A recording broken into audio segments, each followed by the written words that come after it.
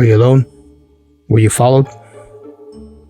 Okay, good. Good evening, Hearth and Homies. Tonight's compilation is Cloak and Dagger. That's right, this show was broadcast in 1950, and it was an NBC radio series about international espionage. The show featured Raymond Edward Johnson, Everett Sloan, and Jackson Beck. You might recognize Beck from shows like Superman, and he even did a stint as the Cisco Kid. But these stories came from the Office of Strategic Services, or the OSS. Now, it's said that this anthology show featured real cases that told the story of espionage. Now, the show would broadcast 22 episodes, but unfortunately they weren't able to find a major sponsor, so it wasn't picked up for a second season. But we've taken this classic old-time radio show, Cloak and Dagger, and paired it with beautiful scenery for a unique old-time radio viewing experience that I like to call the OTR Visual Radio. So sit back, relax, and enjoy the show. And as always, thanks for tuning in.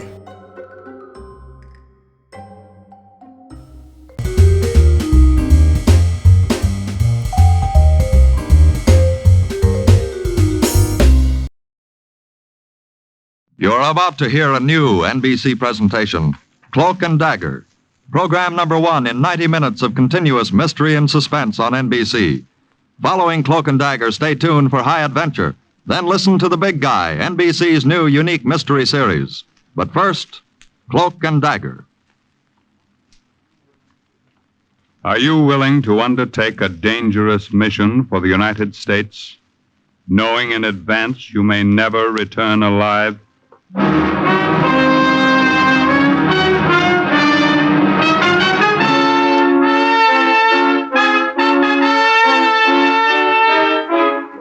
What you have just heard is a question asked during the war of agents of the OSS, ordinary citizens who to this question answered, yes.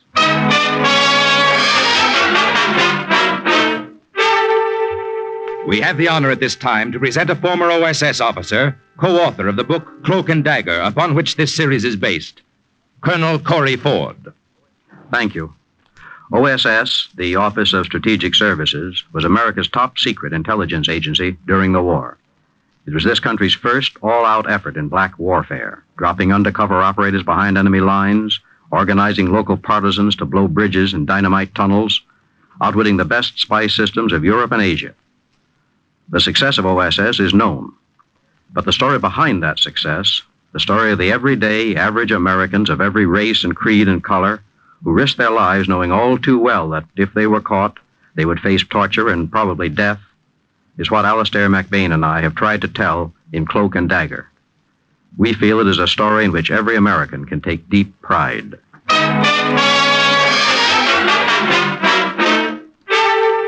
The National Broadcasting Company takes you behind the scenes of a war that nobody knew. This is Cloak and Dagger. My name is Friedrich Schmidt. I'm a German soldier. I had a medical discharge from the Army. I was in the 268th Infantry Division. My family was killed in an air raid near Berlin. My name is Friedrich Schmidt. I'm a German soldier. I'll repeat it over and over again so I won't forget. My name is Friedrich Schmidt. Where did I go wrong? Where did I go wrong? Think back and remember. From the beginning. Everything the colonel told me to remember. Remember, Frank, from now on you'll be Friedrich Schmidt, German soldier. You have your military pass, forged signatures of adjutants, hospital certificates, ration coupons, permit to travel. You know what to do. Yes, Colonel. Carl and I parachute behind the enemy lines in Austria. We radio back information on the strength and location of German troops around Innsbruck. You realize there'll be no help from headquarters, no contact waiting for you below. Well, sir, Carl knows the country and his sister is still living there. I needn't tell you the risk you're taking. Of course, you'll land in American uniform, so in case you're picked up immediately, you'll be treated as prisoners of war. However, later, if you're caught out of uniform in enemy country, I think I know what to expect, sir. All right, then. Just one more thing. The information we're after is vital. The Third Army is closing in fast, and we must know what's ahead for them. I'll expect your first message in 10 days. You'll have it, sir. Oh, and By the way, Colonel, Yes? don't forget to have that package mailed to Rhode Island for me next month. It's my father's birthday.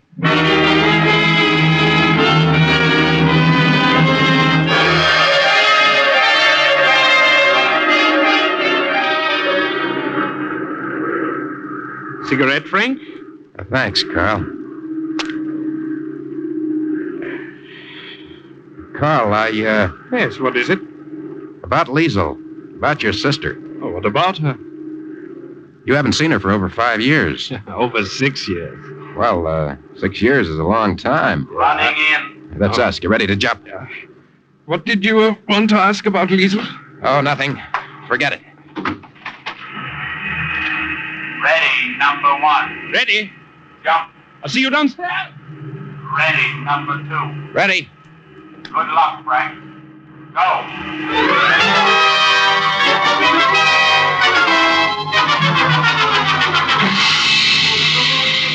I heard the crack of the parachute as it snapped open. I looked down.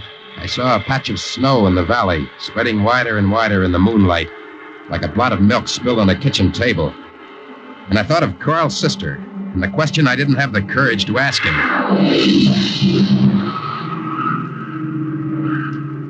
You all right, Frank? Yeah, I'm okay.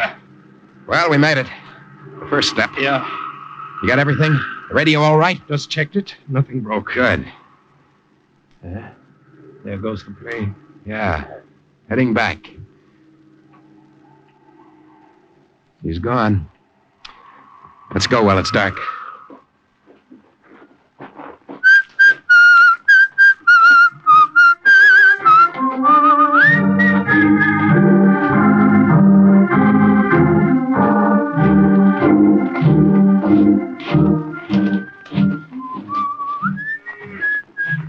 Sun's starting to come up.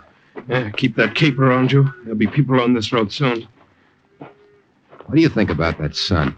What about it? Astronomers must be nuts. That can't be the same sun I used to see back in Providence. Maybe it isn't. Schlaf nun ein, die Nacht ist da, der Morgen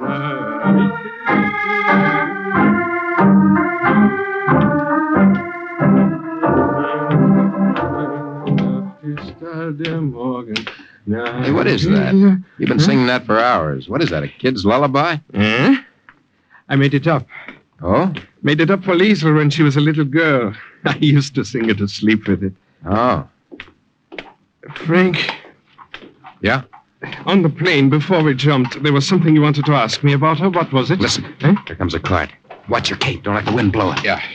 Heil Hitler. Good morning, Fräulein. Hi, Hitler. Guten Morgen. How many kilometers until the railroad station? About 2 kilometers. Vielen Dank. Dankeschön. Good, only 2 more. This rucksack weighs a ton. Hope there's no standing room on that train. I hope there aren't too many German officers. Come on.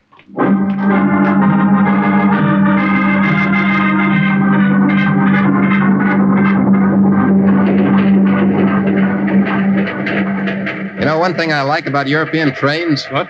These little compartments. I'd just as soon be closed off in here until we get where we're going. We've got to get rid of these American uniforms, Frank, as soon as possible. Well, we just have to find 2 obliging German soldiers who'll be willing to give up theirs. That obliging they are not. Well, so far they've been. Let us have a nice compartment all to ourselves. Well, there's no guarantee they'll let us keep it that way, you know. I know one of these days here. Oh. Get out your tribal permit and identification now. Right. Hope those papers are good forgeries. They better be. Gentlemen, your identification, travel permit, please. Yeah, Herr Inspector, yeah.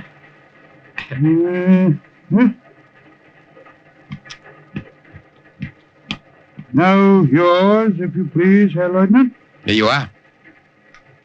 Yeah. Here are your papers, Herr Lieutenant. These seem to be in order. Dankeschön. How much longer till we get there? About 30 minutes. Think he was suspicious? Well, he didn't act it. Just the same if anyone else comes. If you have to take off your cape, take it off in one motion. Your jacket with it. We might get away with a khaki shirt. Our luck's held out so far. Maybe nobody will come. Let's hope so. New Salzburg, Oh, here comes company. Here comes trouble. May I share your compartment, gentlemen? Yeah, of course, Herr Hauptmann. It's stuffy in here. Why don't you remove your capes? Well, it was so cold in the snow country. We're both of us just back from there. It will take us time to thaw out. Join me in some snaps, gentlemen. Danke. And you? Dankeschön. These trains, either too stuffy or too drafty. They're all badly on down since the war. You warmer now? Oh, much. Then remove your capes. I perspire looking at you. Well, Go on, take them off. The Hauptmann is right. It is hot. Better. Much better. Are you going to Salzburg? no. Insing. Sure. You must forgive me. Perhaps it's the heat, perhaps too much of this bottle. But I'm going to stretch out in the empty compartment next door. I'd appreciate it if you gentlemen would wake me when we get off at your station. Well, I will be happy to. Well, then I'll see you again. You'll see me again and soon, Frank. Wait here with the radio. What are you going to do? Our friend was warm. I'll help him out by relieving him of his uniform. No, Carl, no. They'll find his body before we get to Listen to me. Insing. They'll find it on the roadbed 2 days from now. No, Carl, you can't take that risk. One of us in German uniform would help. Wait here.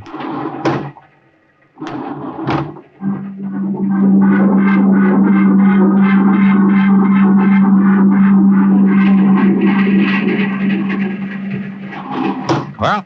Kindly raise your hands. I was not so drunk as either of you thought. It's too bad about your friend. An unfortunate accident. He fell from the train. A pity. It was as if I were standing 3 feet behind myself, watching myself knock the Luger out of his hand, watch my fingers go around his throat. He gave a few convulsive jerks, and then he was still. In his hand, he held a button he had ripped from my shirt. For some reason, I reached down and I took it from him. The next few minutes, I worked fast. The train was slowing down. I stuffed my uniform into the rucksack where the radio was and borrowed his. It wasn't a perfect fit. German uniforms never are. And this German wouldn't be needing his anymore. I opened the door of the compartment, and for the second time that day, jumped to German soil. Think slowly now. Somewhere from that moment on, I made the mistake. Where did I go wrong?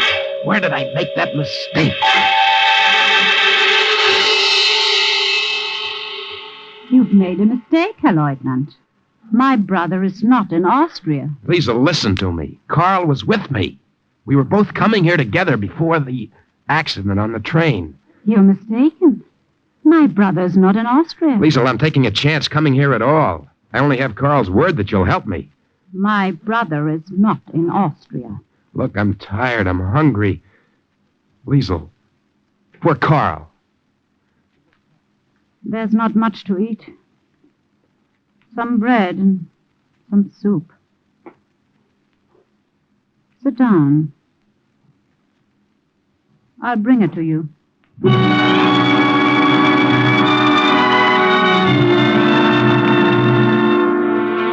I watched Carl's sister as she went over to the stove. She was small and dark, and her hair was cut short and brushed back.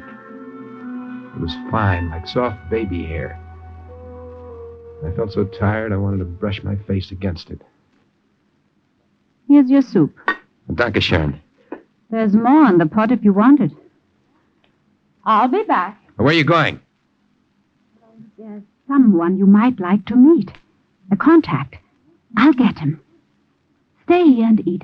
I'll be right back.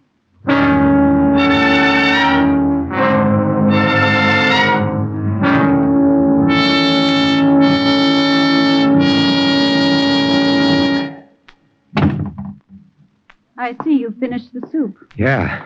I hope it isn't all you have. Oh, no. It's all right.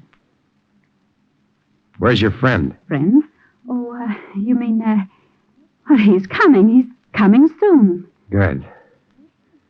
Carl said you'd be in touch with the Austrian partisans. I need help, Liesel. I need all the help I can get. My friend should be here any minute. I think I'll wash the dishes now. Since everything around us is in such disorder, I like to keep some order about myself, Here, I'll wipe. Do you mind? if you like.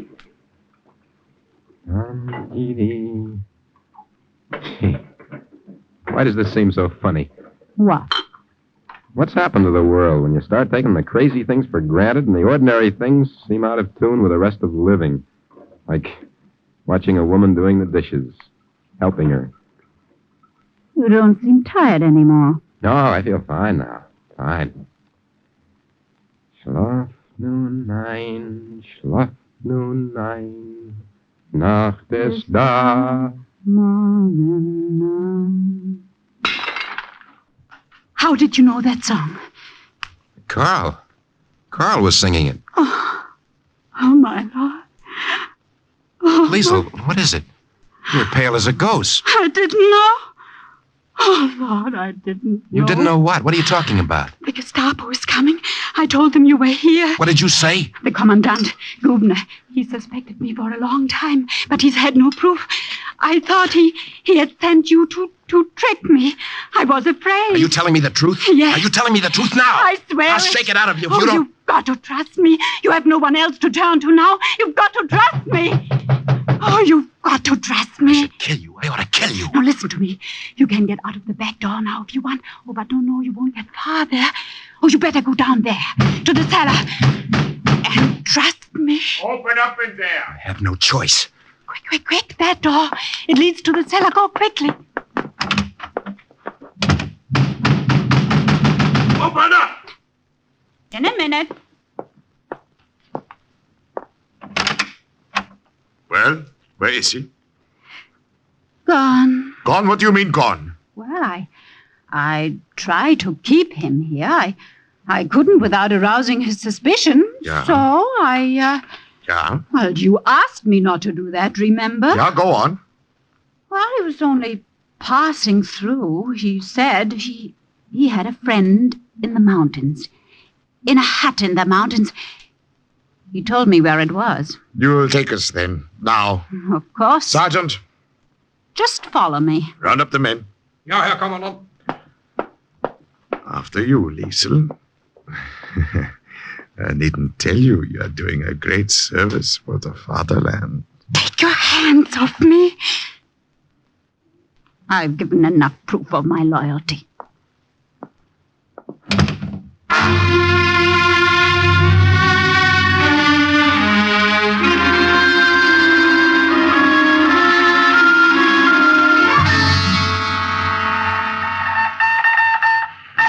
Corporal, Yes?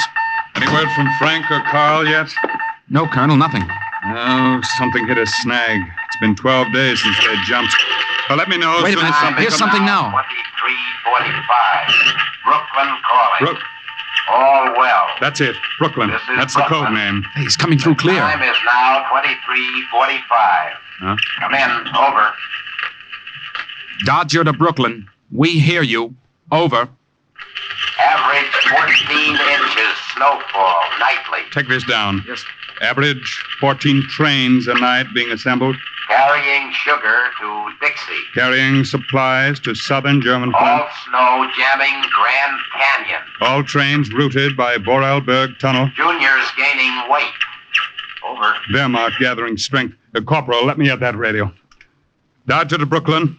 Making this fast. Sending it in clear. Imperative, learn within 2 weeks. Disposition of all airborne troops and units within your area. Good night. Good luck. Over. Wilco, keep the home fires burning. Good night. Over and out.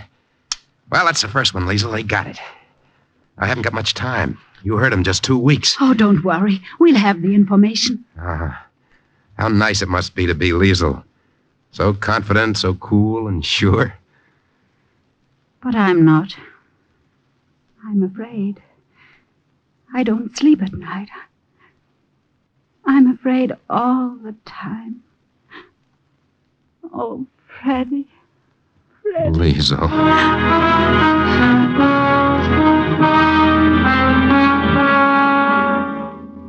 night I first came there and crawled into the corner of that damp cellar while she led the Gestapo on a merry chase through the mountains, Liesel and I worked hard. My radio aerial was set up, hidden, lost in a mass of clotheslines. Together we rounded up Austrian partisans. Where did I go wrong?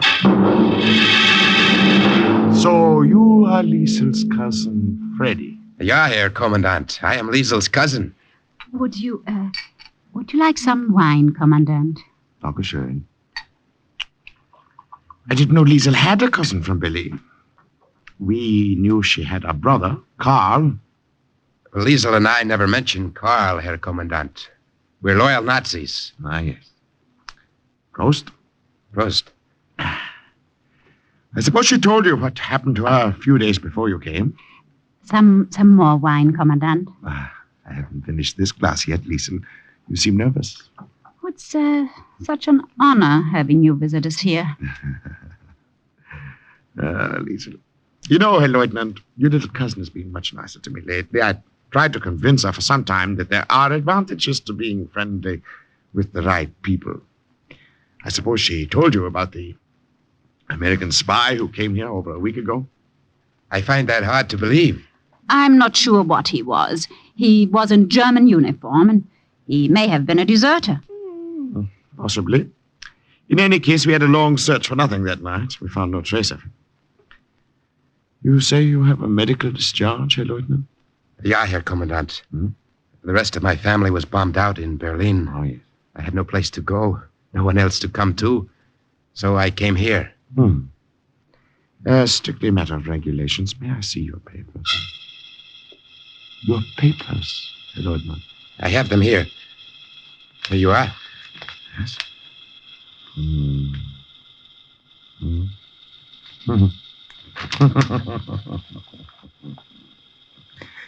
You know, Herr Lieutenant, this is the first time I've seen one of these filled out correctly. Thank you for the wine, Liesel. With your permission, I'll come back again.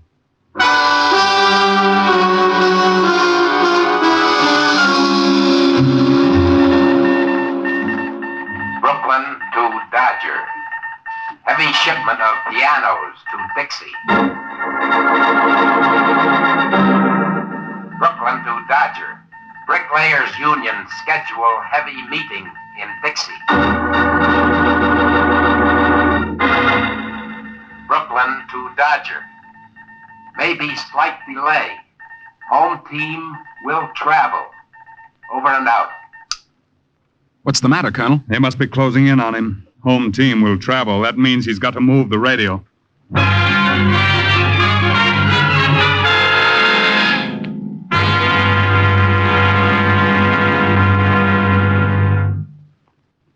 I'm going with you, Freddy. No, you're not, Liesel. You're going to stay here. If we both leave when I move the radio, Gubner's sure to be suspicious. But, Freddy... You go to Fritz Heimer. Tell him to send a courier to the other town. Tell him I'll be there tomorrow night. All right. Anything you say. Here. Let me sew on that button for you. No, it's all right. I'll do it. Take my mind off things. You're tired. You work too hard. If the Allied armies are as close as you think, maybe it'll all be over soon. I'll be back.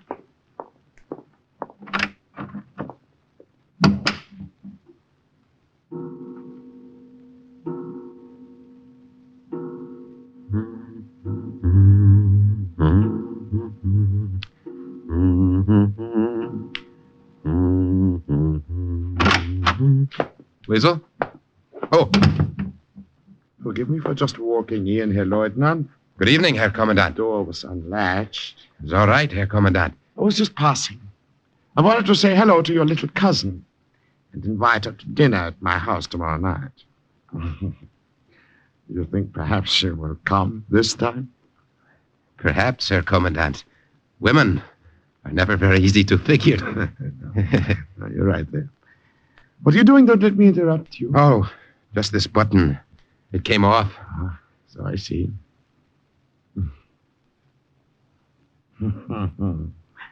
Army training is so valuable. It teaches you so many things. Even sewing on a button. I'll tell Liesel you were here. That's very obliging of you. Only I believe you will not be in a position to tell her anything. What's that? You have made just the little slip I have been waiting for you to make. You are under arrest. Friedrich Schmidt.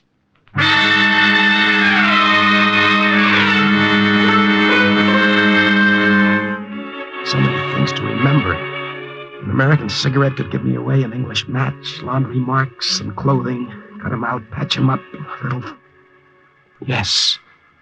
Yes. Now I know where I made the mistake. The button. Americans sew them on in crisscross, Europeans in parallel. I was nervous and I forgot the button, and Gubner saw me. Get up. Come with me. You are wanted for more questioning.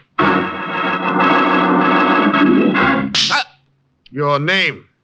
Your objective. Who sent you? Where are the American armies? My name is Friedrich Schmidt. Your name. The Commandant asked your name. Your objective. Your objective. Who sent you? Who sent you? Where are the American armies? My name is Friedrich Schmidt. I'm a German soldier. Oh, God, throw him back in his cell.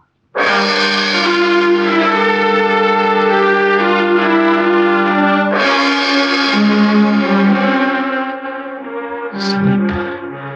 Trying to sleep. Remember to lie when they come to take me out again for questioning. I wonder if Liesel got away. You're going on a journey, Schmidt. To another camp where they have even more persuasive ways of making you talk. I shall escort you there myself. My name is... Get up! I said get up!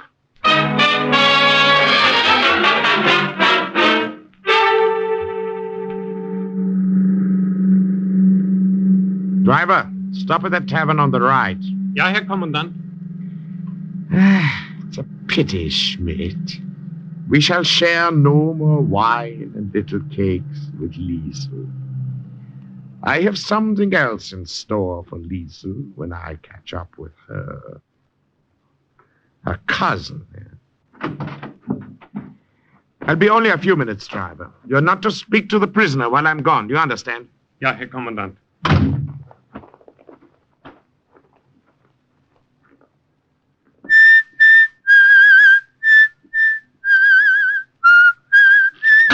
Frank, listen.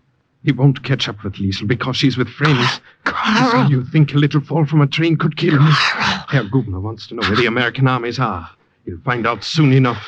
It was your messages, Frank, that brought them where they are. Carl, I don't believe it. Listen to me, Frankie. Listen to me. Our armies walked right into that Dixie front you told them about in your messages. Right now, they're only 20 miles north. I've got 1,500 partisans organized and ready to surrender the whole town and the mayor when they get there. It's impossible. You'll see. How did... Listen now. At the next fork of the road, there are friends waiting to take us through to the army. The 3 of us. 3 of us? Yes. I imagine you have a few scores to settle on the way. With Herr Gubner.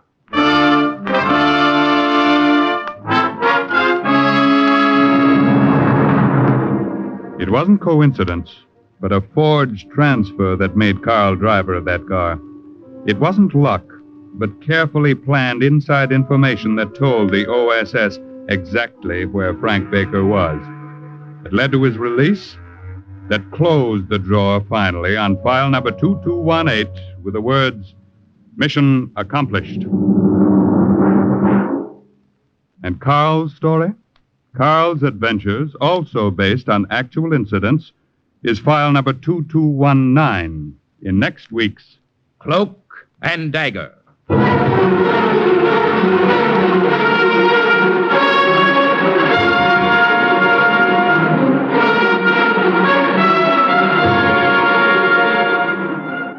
In today's true OSS adventure, the part of Frank was played by Joseph Julian. Ross Martin was Carl, the Commandant Barry Kroger.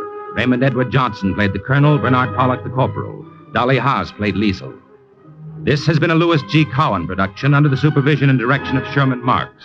Material heard on today's program was based on the book Cloak and Dagger by Corey Ford and Alastair McBain. The script was written by Winifred Wolfe, and the music was under the direction of John Gart. This is Carl Weber speaking.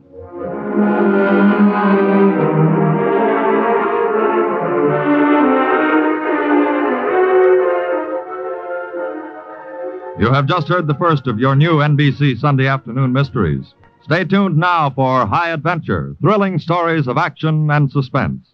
Then be sure to hear The Big Guy, an exciting and different kind of detective. Now keep tuned for number 2 in NBC's new Sunday afternoon mystery lineup. Are you willing to undertake a dangerous mission behind the enemy lines, knowing you may never return alive?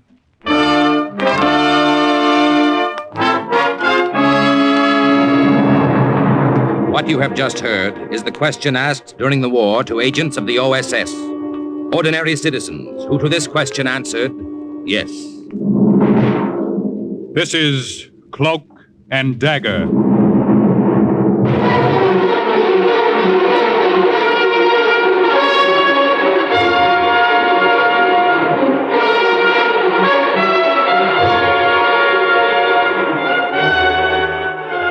Black warfare, espionage, international intrigue.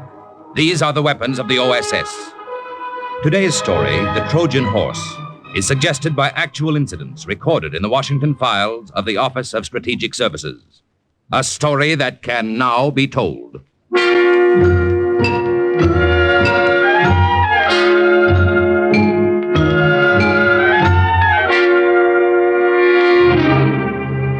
August 1942. Report to OSS headquarters in Casablanca from Agent Henri Fontaine in France. Contact with girl Gabrielle Monet was made in the Bluebeard Café in Paris.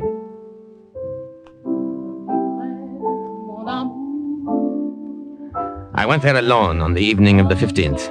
I sent her a note with a waiter asking her to come to my table when she'd finished her song. Then I sat and waited.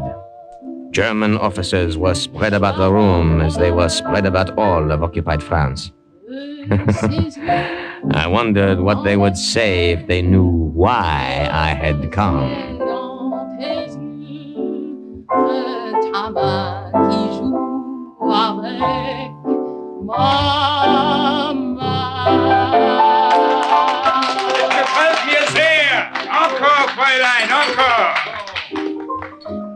You send me this note, eh? Oui, mademoiselle. Will you join me? Why not? I drink with anyone these days. What will you have, eh? What have you? Let me taste from your glass. It is very bad wine. Huh? You are right. Oh, the only time a girl may get good wine nowadays is when she drinks with the Boche. Never mind, I'm not thirsty. I enjoyed your song.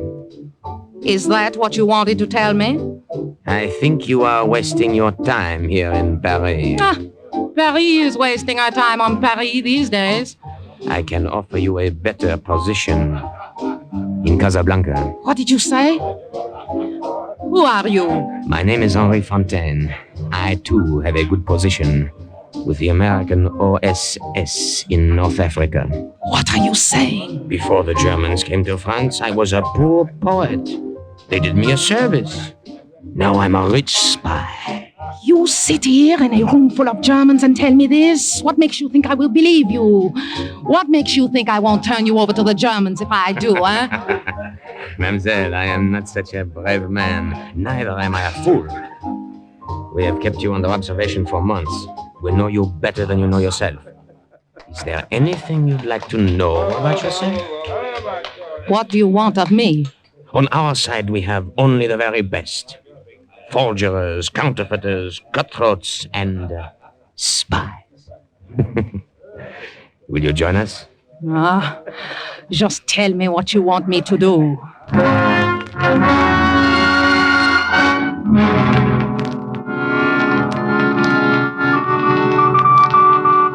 Agent Henri Fontaine in France to Agent Steve Lytle in Casablanca. Arrangements have been made to transport the girl Gabrielle Monet to the south of France and then to Casablanca. Awaiting further instructions. Over.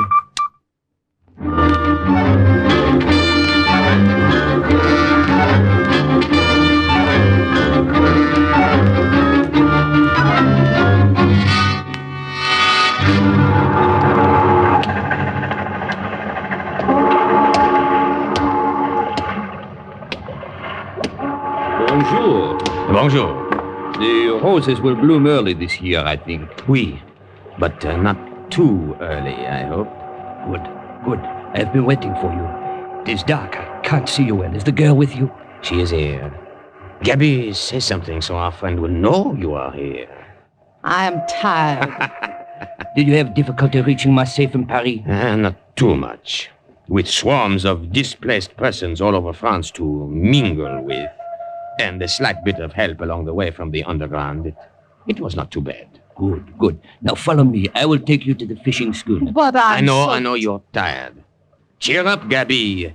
You'll have a nice long trip by water to rest up. Oh? And then another nice long trip by auto to Casablanca.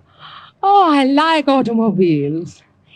In the old days, I liked nothing better than a pleasant ride.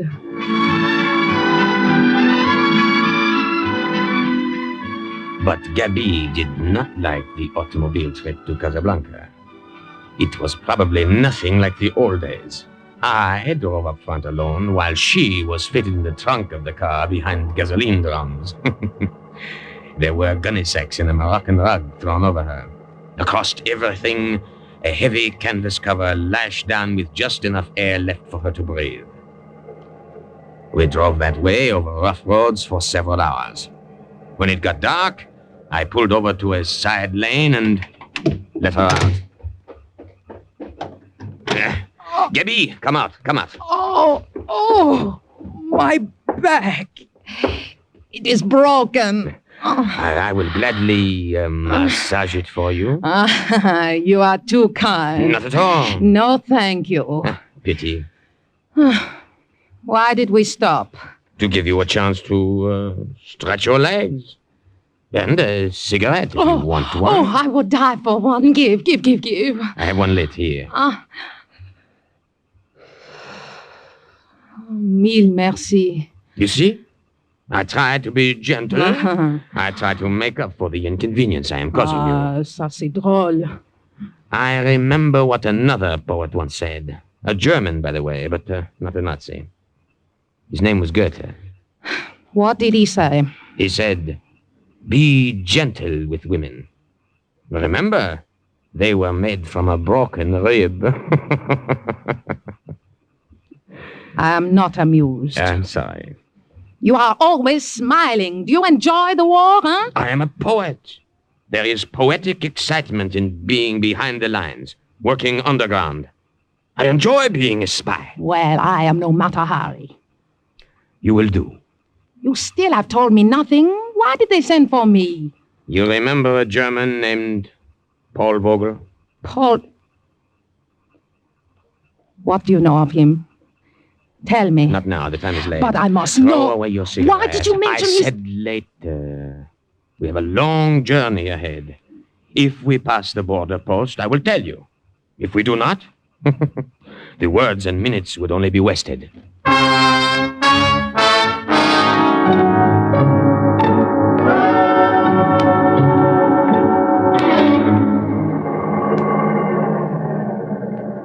Altolat! I thought I would never reach the border. It's been a long trip. Where are you headed? Casablanca. You anything to declare? No, nothing. Let me see your passport. Here you are.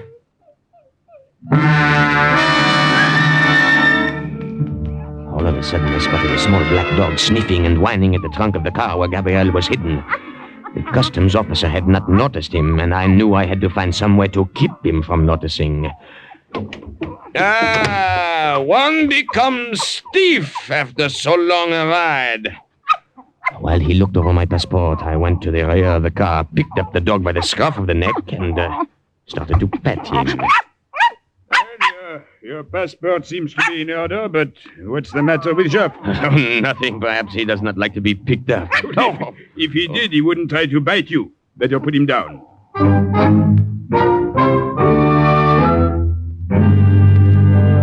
I knew if I put Jeff down, he'd go back to sniffing around that trunk. I felt like strangling that cute little black puppy. Well, put him down. I have taken a fancy to him. How do you feel about selling him to me, eh? Huh? Well, you are serious, monsieur? Oui, I like him. Come, how much, eh? Oh, take him. There are two more like him around somewhere. Thank you. He will liven up the journey. Wait. Huh? Before you go. Yes? What is in your trunk? Huh? I said, what is in your trunk?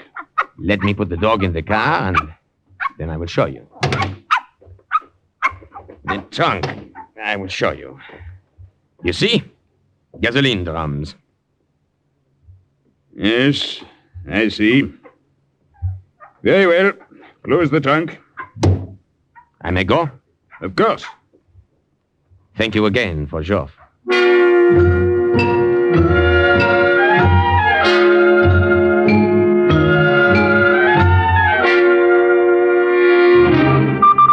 August 27th, 1942. Report to OSS headquarters in Washington from Agent Steve Lytell in Casablanca. Fontaine and the girl arrived. I knew as soon as she walked in that Paul Vogel could not have forgotten her.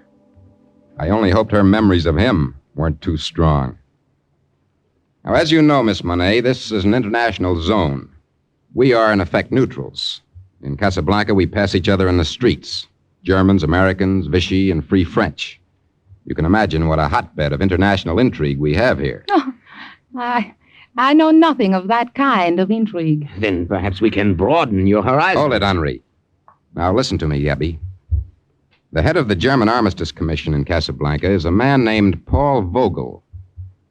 Does that name mean anything to you? We knew each other once, before the war. Knew each other?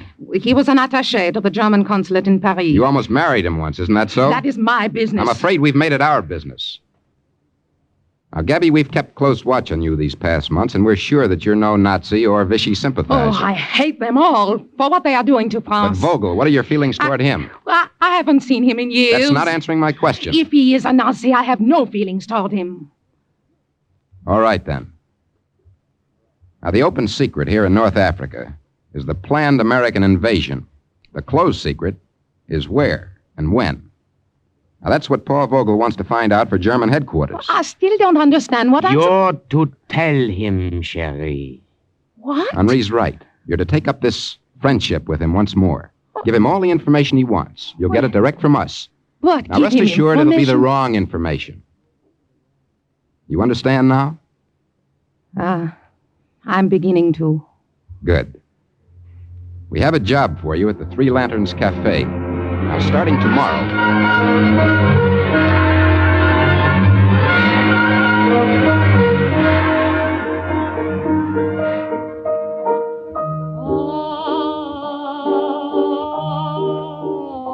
Agent Henri Fontaine and I were at the Three Lanterns Cafe the next night when Gabrielle opened there. Cafe was packed, but even the crowd around the bar, officers with ribbon chests, waterfront riffraff, and black marketeers, all of them were quiet when she sang.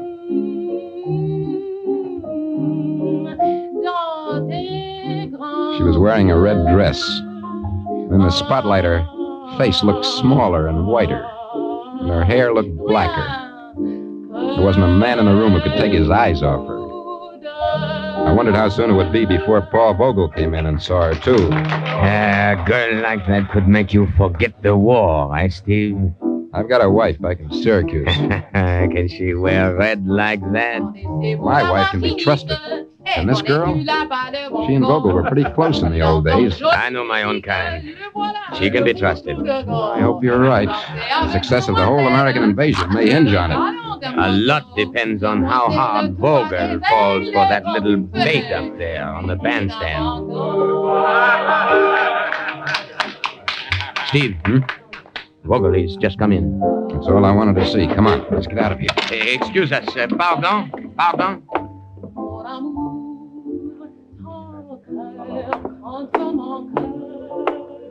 This table is free, waiter. It will do. Oui, Vogel.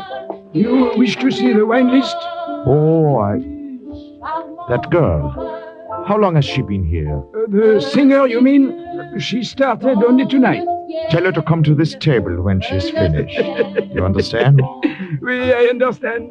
No, you don't. You only think you do. Go tell her what I said. and bring a bottle of your best wine.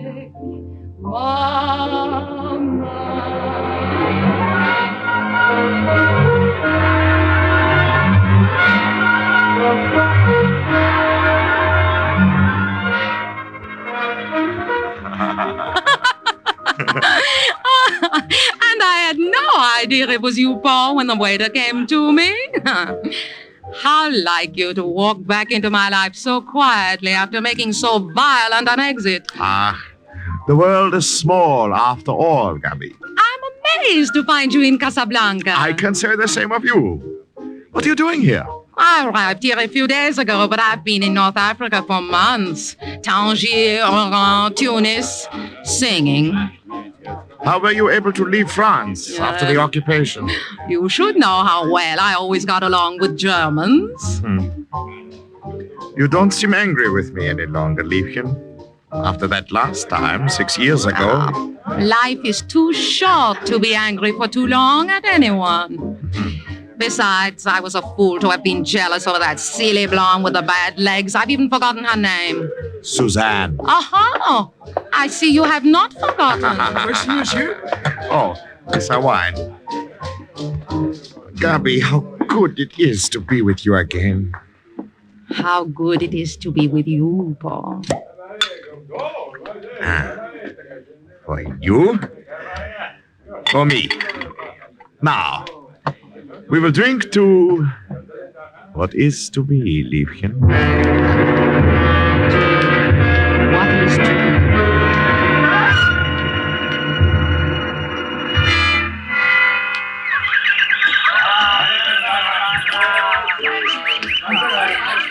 You could have no better guide through Casablanca than I, Gabby. Come, what else would you like me to buy you from the marketplace? A scarf, perhaps? A gold scarf to put around your hair, yeah. Have you taken many girls to the marketplace, huh? Oh, will you be forever jealous of me, Liebling? What is it, the French in you? It is the woman in me. I imagine you are in great demand by the women here. The chief of the German Armistice Commission. How did you know that? I know more than you think. Oh?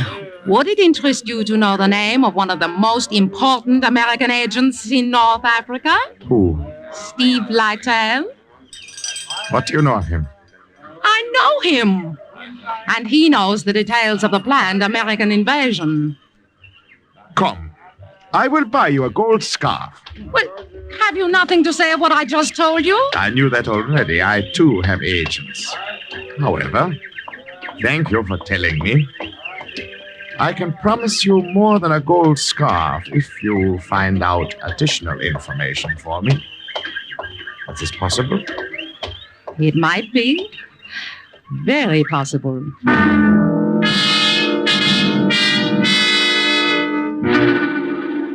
Agent Lytle in Casablanca to OSS in Washington. The girl, Gabrielle Monet, has been in the paid employ of the German government here for several weeks, according to our plan, and will transmit to them the Dagger cover project. September 1942. Report to OSS headquarters from Agent Monet. I had a feeling that things were going too smoothly. I seemed to be holding my breath, waiting for something to go wrong. And on the night of the 29th, it did. Paul Vogel was in my room above the cafe. We were listening to my record of our favorite song.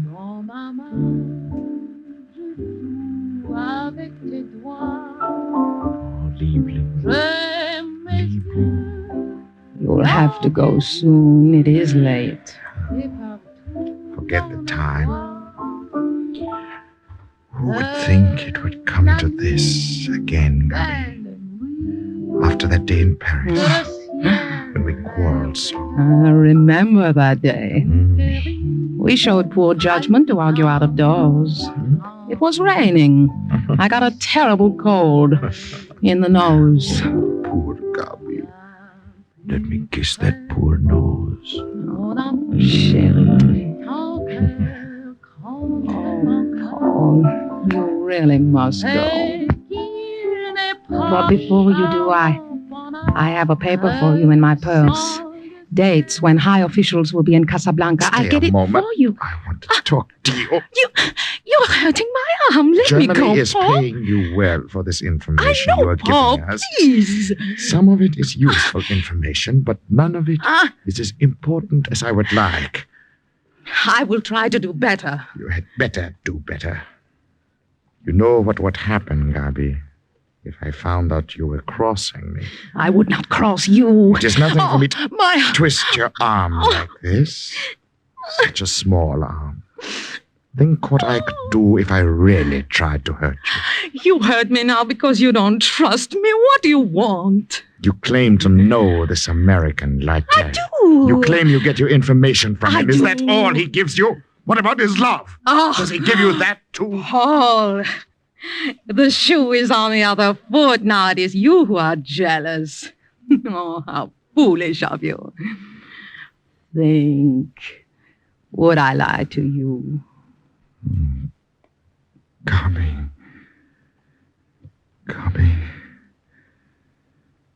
Oh, Gabi. If you ever lie to me, I would rather see you dead at my feet than standing looking at me and lying. You hear what I say. Yes. Yes, I hear. I hear.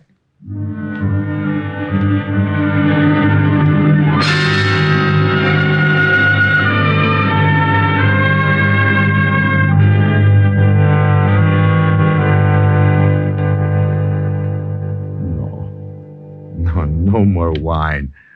I must keep my head clear to think of what you have just told me. Now, are you satisfied that I'm earning my money? Dakar. So the Americans will land in a few weeks at Dakar. Very likely, very likely. Dakar is strategically important. It will be more important if the German fleet is there to stop the invasion. Yeah. That bungled attempt at a landing under de Gaulle's leadership failed, so the Americans probably figure we would not dream that they would try it again in the same place. One American, Steve Lytle, does not dream you nor this.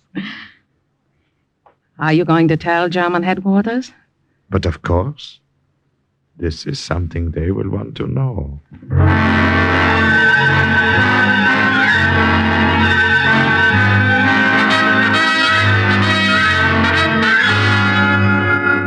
He believes it, Steve, every word of it. Good. The German fleet is being sent to stop the invasion at Dakar. Good, Gabi. Good work. Steve, radio report just in from Gibraltar. What is it? No. Let me tell it, Geoff. General Clark will rendezvous on October 21st at Point Agreed near Algiers. You know what that means? Final preparations for the Iran invasion. Nothing must go wrong now. Nothing.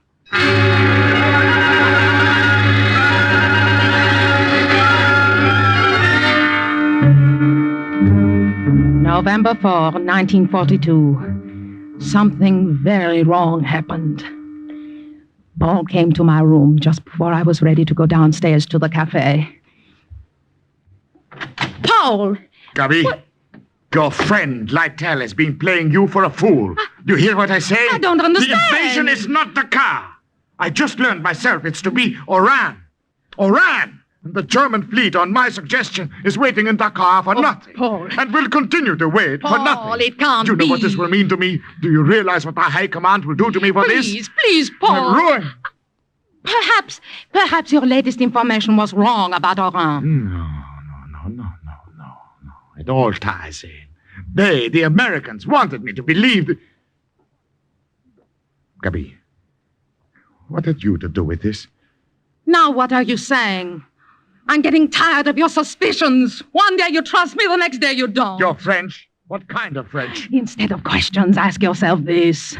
Would I betray you, Paul? Not Germany, but you. Think. Look at me. Look at your Gabi and answer.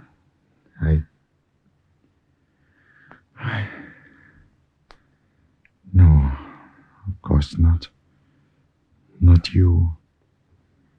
You wouldn't dare. There may still be time to stop the Americans at Oran. I must get back to headquarters and let them know by radio. I should have done that right away instead of coming here. Oh, have a drink first. No, later. I'll be back. It will later. not be easy for you to tell the High Command this. A drink will fortify you. Yes. Perhaps you're right. One drink, then.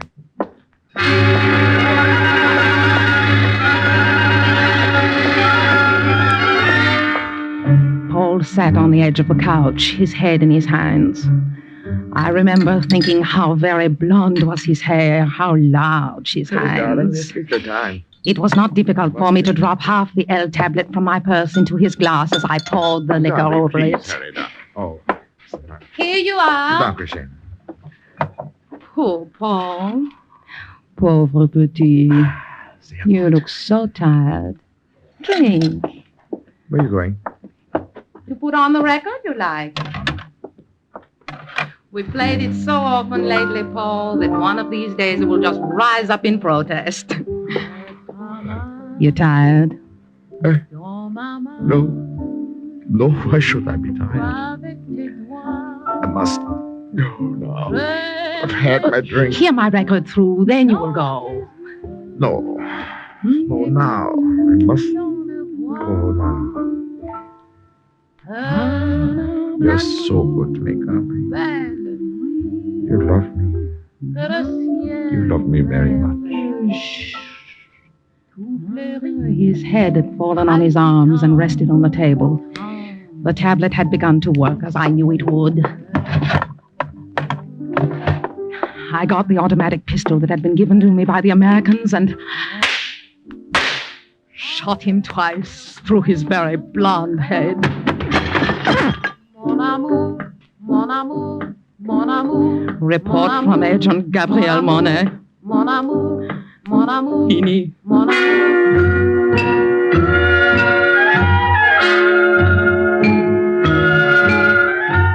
Well, it ought to come any minute now, news of the invasion. I've had word that Eisenhower and Clark were in Gibraltar on November the 8th. I'll let you both know as soon as something comes through on the radio. Are you all right, Debbie? Me, don't concern yourself. You did what you had to do. It took courage. Well, if I had thought about it longer, perhaps I would not have had the courage. You cannot know. I think I do. He meant a great deal to me. A long time ago. I killed him. Listen to me. I told you something once that the poet Goethe said. He also said this. Give up what perished long ago, and let us love what's living. Do you hear, Gabi? Do you hear?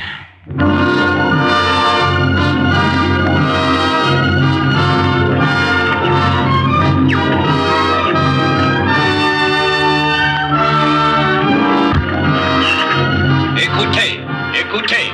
Yankee, Franklin, Midway, Lincoln, Robert, Harry. Robert, Harry. That's it, the code name. Robert's arrived. The invasion's begun. Do you hear? Did you hear, Gabby? Did you? Yes. Yes, I heard.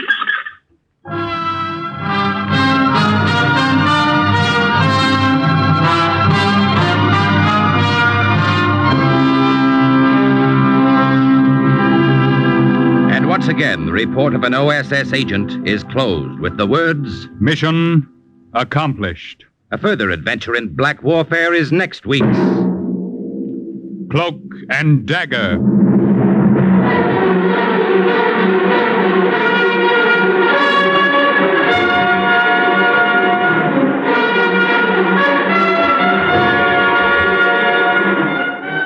Heard in today's story were Jane White, Barry Kruger, Leon Janney, Joseph Julian, Carl Weber, Raymond Edward Johnson, Guy Sorrell, and Bernie Gould. Script was by Winifred Wolfe. Music under the direction of John Gart. Today's true OSS adventure was based on the book Cloak and Dagger by Corey Ford and Alistair McBain. This has been a Louis G. Cowan production under the supervision and direction of Sherman Marks.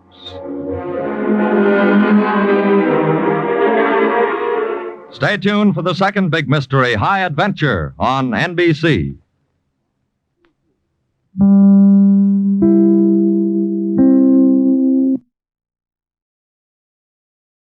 Are you willing to undertake a dangerous mission behind the enemy lines, knowing you may never return alive?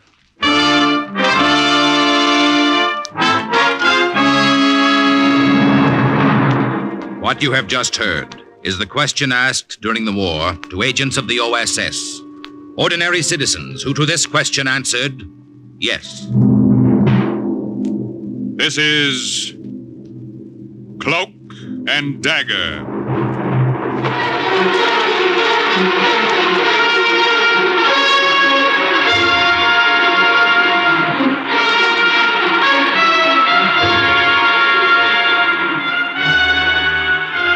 Black warfare, espionage, international intrigue. These are the weapons of the OSS. Today's story, the Brenner Pass, is the story of an American engineer who single-handed cut off the escape of part of the German army in Italy from onrushing American troops. The Brenner Pass is suggested by actual incidents recorded in the Washington files of the Office of Strategic Services. A story that can now be told.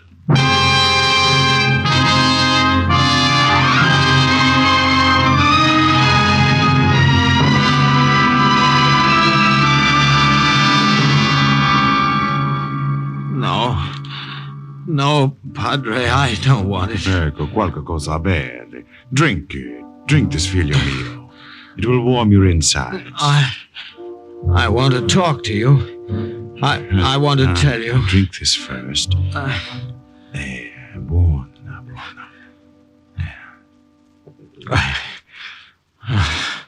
I'm so tired. Rest then. So tired. Rest. You won't give me away, will you? You'll hide me if the Germans come. Won't you, Padre? Won't you? You came to me, my son, because you knew I'd give you sanctuary. Any man has sanctuary in this house. Yes, I've taken an oath, figlio mio. Anything you tell me, only God and I will witness. And if I had not taken this oath, I still would not give you away. Thank you, Father. Now, you are an American. That much you have told me. Do you want to tell me more, or do you want to sleep first? No. It is better you sleep first. I'll sit beside you. I won't leave you. No, Padre, I want to tell you. There may not be much time. I have a feeling that time is running out for me. My son. My name was Donald Harper.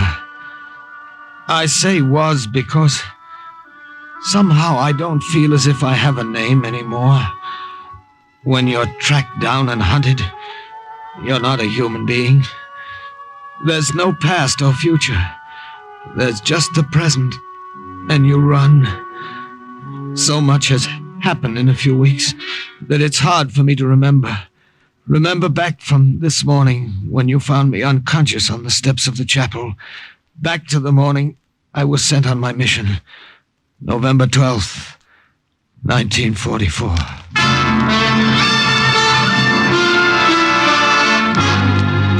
Captain Harper, I'm well aware of everything we have to gain if this scheme of yours succeeds. You still think it's just a scheme, eh, Colonel? I don't have to think. I know what your chances are of actually getting through to the Brenner Pass and blowing up that highway. And I know what'll happen to you if the Italian fascists or the German police get you. I know a couple of things, too, Colonel.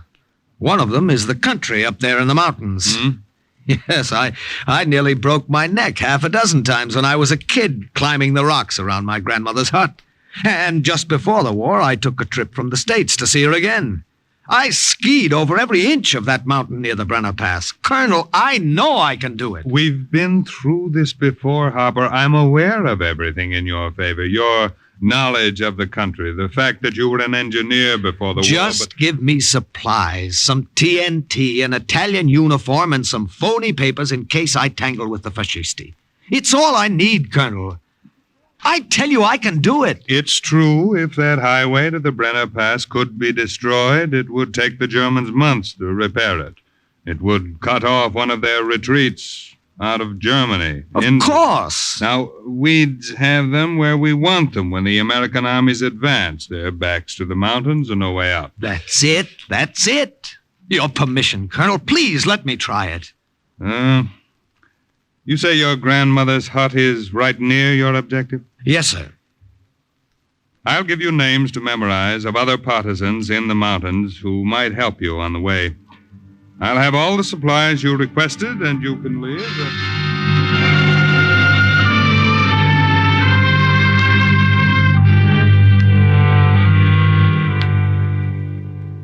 From the beginning, Padre, I had bad luck. It snowed during most of the 40-mile journey, and it was difficult for me to move quickly. And the longer it took me, the more chance I had of being discovered. Then it came.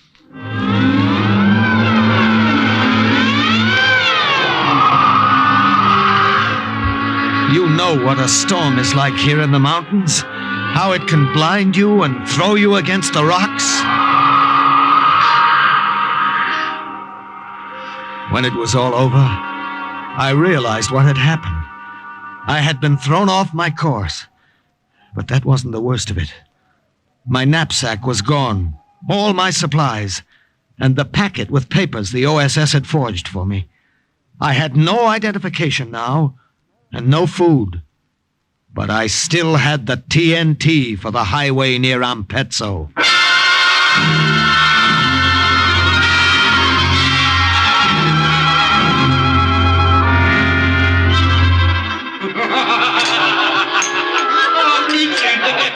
There is a tavern, Padre, not far from Parola. It wasn't sheer recklessness, but desperation that made me go in there knowing I had no papers. Knowing the tavern catered to Nazis and fascisti. Knowing the rucksack on my back was filled with explosives. But there was no other place for miles, and I had to get food or I couldn't go on. Come, Tony, tell us more of the story. Oh, well, as I already told you, she was fat as prima donna. Yeah. Oh, Mia, she was big. Yeah. Oh, she was like this. And I loved what she sang. When she sang, it looked like this. La, la, la.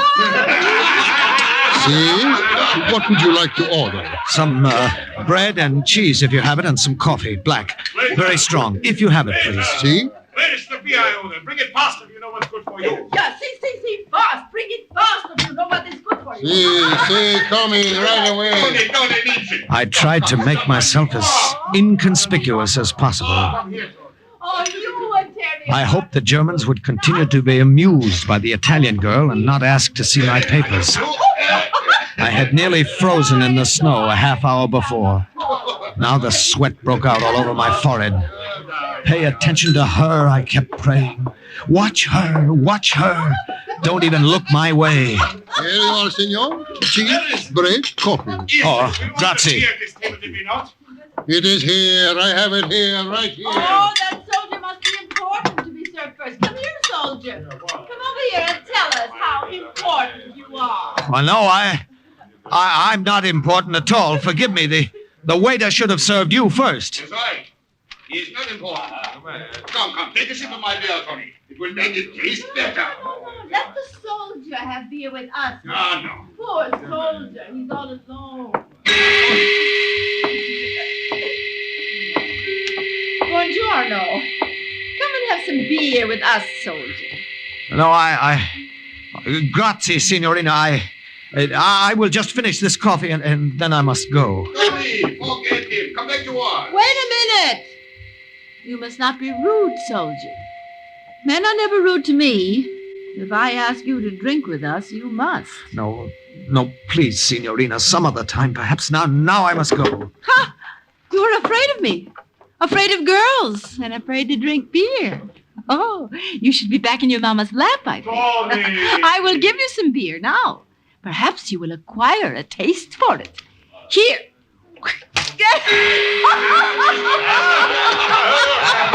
She threw it in my face. I felt it start to trickle down my neck, and I could hear the Germans laughing themselves sick. I wanted to snap that small neck of hers in half for making me the center of attraction. Grazie, waiter.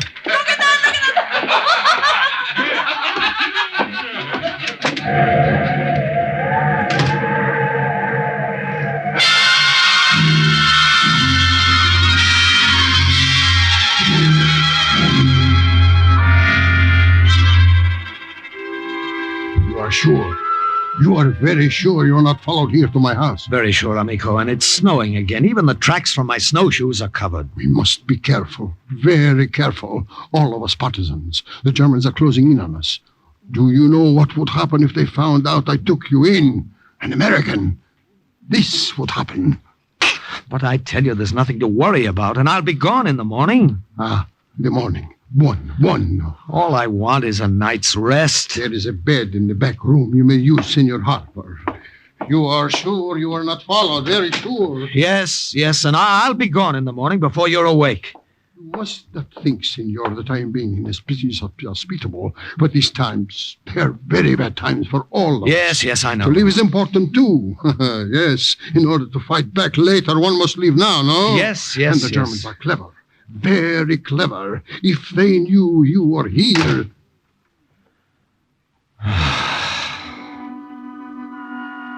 I was too tired to stand there and listen to the old man's whimpering. Too tired to watch his narrow eyes like small brown buttons dart about the room, looking first at the windows and then at the door, half expecting the Gestapo to come. All I wanted to do was sleep.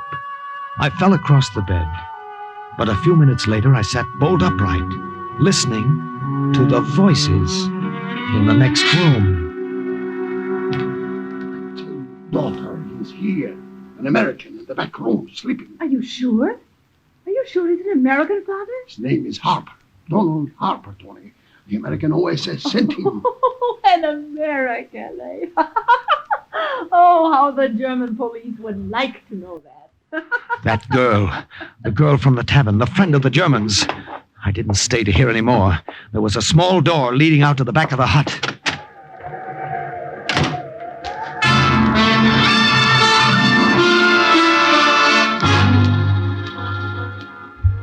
I knew, Padre, that somehow I must have come to the wrong house. I didn't dare take any more chances and stop again until I reached my grandmother's. And I was so tired, so tired.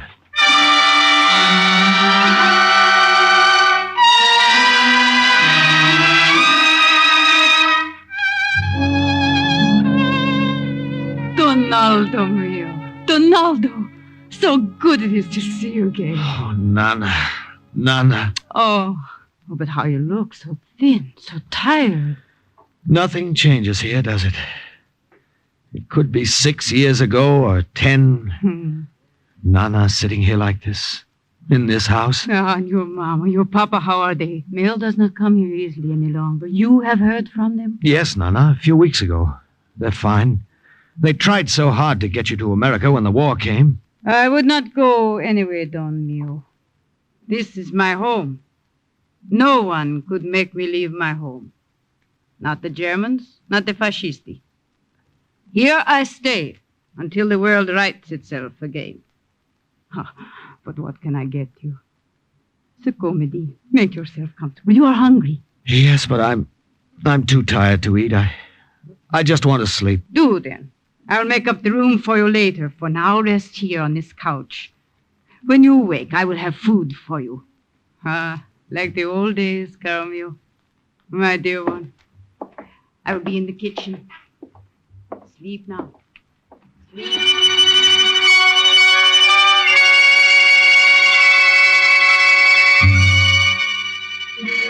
I don't know how long I slept.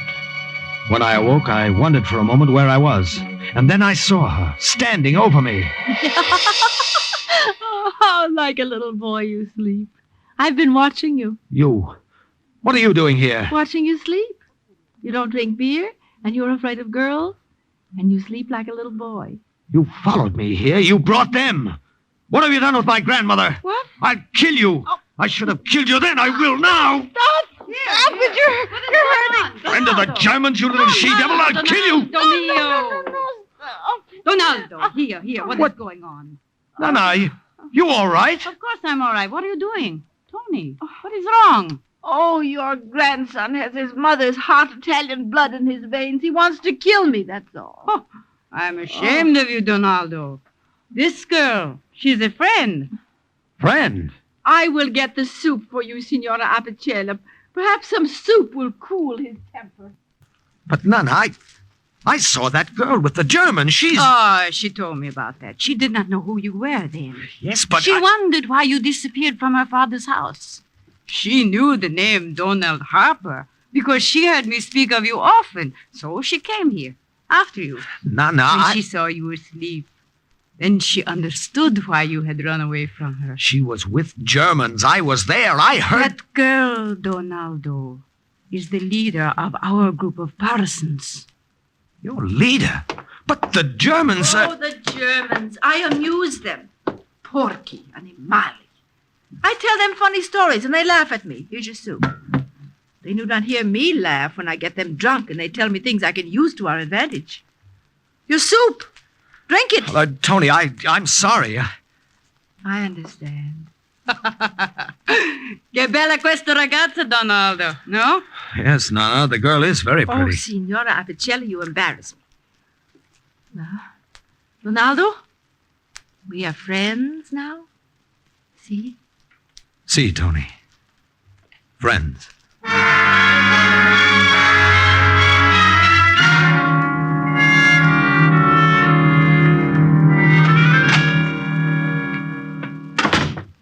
You work too hard, caro mio. What are you doing? Oh, drawing diagrams, Nana. I've got all the plans made to blow up that highway early tomorrow morning, and I want to make sure nothing goes wrong. Here. I brought you something to eat. Oh, you'll spoil me, Nana. But it was good to have you spoil me again these past few days. Ah, how good it is to be able to. Will you leave then, tomorrow, after you do what you have to do? Yes, I must, but I'll come back to say goodbye first. Yeah. I come. Ciao, Ciao, signorina. Where's Donaldo? Tony, what are you doing here? Are you displeased to see me? Where is that partisan friend you were going to send to help me? Here. What? Me. I am the friend. Oh, no. I can do as good a job as any man. Let me help you, Donaldo. No, it's crazy. Please, let me do Oh, it. girl, it's crazy. It is not crazy. Think what it will mean for me after you are gone from these mountains. Listening to my fat friends, the Germans, talk about the explosion, and to know secretly that it was I who helped to make it. Please, Donaldo, mio. It's too late to get anyone else. That's why I waited so long. The only man to get on this short notice is my papa, and he is a scared rabbit. I was right the first time. You are a little she-devil. See. Take her with you, Donaldo. All right, then. Pay attention to this diagram. See. Now, there's a railway, as you know, going right over that highway. If we plant enough TNT to blow that right onto the road, it'll be blocked up for months.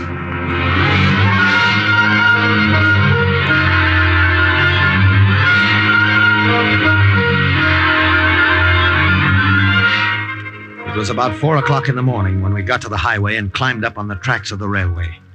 Tony stayed up above, and I made my way slowly climbing down into the framework of the trestle, feeling my way along the girders. They were icy under my hands, and 2 or 3 times I almost slipped. Careful, Donaldo. It's all right. Watch yourself. Watch how you handle those explosives. Do not trouble yourself about me. I told you I can work as well as any man. Then work as quietly as one.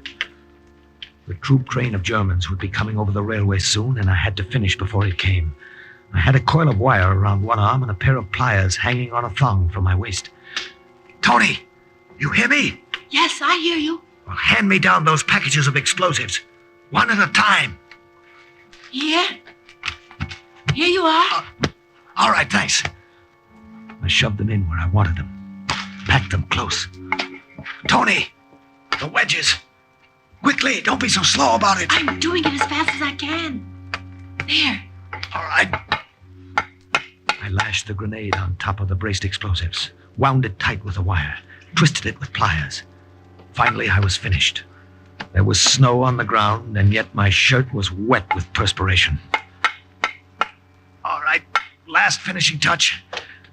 That does it for this side, Tony. Now let's get to the other side. See? Give me your pliers before you drop them. Okay. There.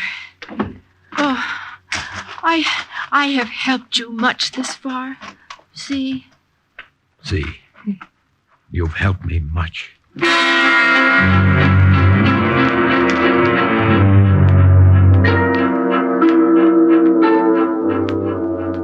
Let me do it. No, we haven't any time to argue. That train will be along any minute. Please let me set off the explosion. Let me have that pleasure. I will follow your directions. I will do it just the way you told me. No. The train, it's coming. Just tell me when to pull it. All right, you win. But heaven help you if you make a mistake. Hold it now, steady. And don't pull on the wire yet. Yes, I will pull it softly, lightly, but firm. Here she comes. Pull it!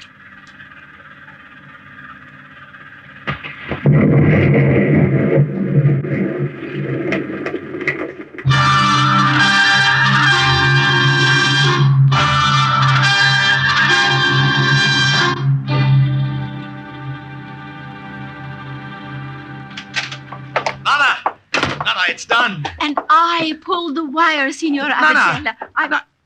Nana, what is it? It is nothing. These attacks come on after. Nana! Tony, some water, quick. No, I will stay with her, Donaldo. You must leave quickly. No, I'll stay. You go on. This section will be swarming with soldiers after what we've just done. And if they find you, they'll wonder what you're doing here. Men do not know how to take care of the sick. I will stay and help you. All right. Get the water.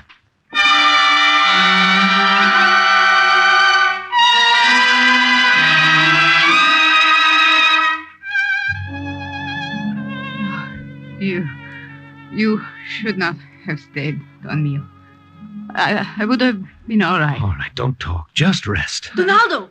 What is it? Germans coming to this house. I can see from the window. Oh, no. No, you should have gone before, not waited. No, it's all right. Donaldo, do this one thing more for me. I won't leave while you hold them off for me. Is that what you want? I know them. I am a favorite of theirs. Please, caro mio, you can escape and do more important work. And I will not be harmed if I stay behind. She's right, my son. Escape. There is still time. The girl knows them. Upstairs. They may be around the back, too, so go upstairs. Jump from the window to the roof of the barn. You can make it from there. No, Tony. Go, I say. Promise not to turn back. Promise.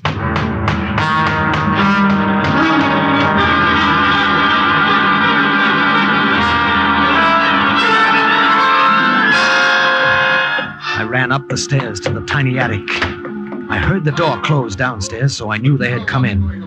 I could distinguish their voices, too, although I couldn't hear a word they were saying. I opened the window and saw it was an easy jump to the roof. Then Tony screamed. And I forgot my promise to her and went back, flattened myself against the wall at the head of the staircase. No, I have done nothing, but I came here to take care of this poor old lady. Well, can you not see that she's ill? Give her another taste of the stick. Oh, please, let the girl alone, please. Perhaps another taste of the stick is what she needs. Signorina. Somehow, Tony, you are always around when there's trouble. Trouble and Tony. Asha, it's the truth. Oh, let the girl alone, I beg of you. Donaldo! No, go back. What's this? I surprised the first German when I jumped him, brought the butt of my gun down on his head again and again. But the other German was not so simple a matter.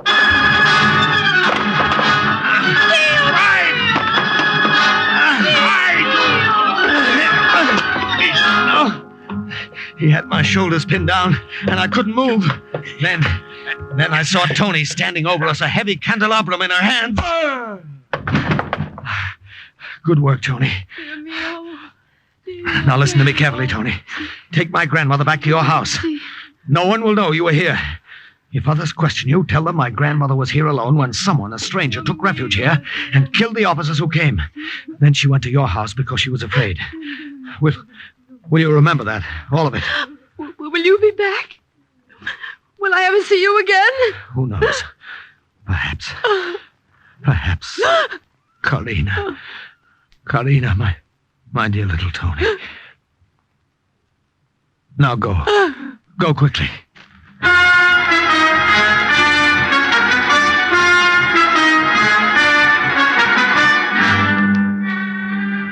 She did.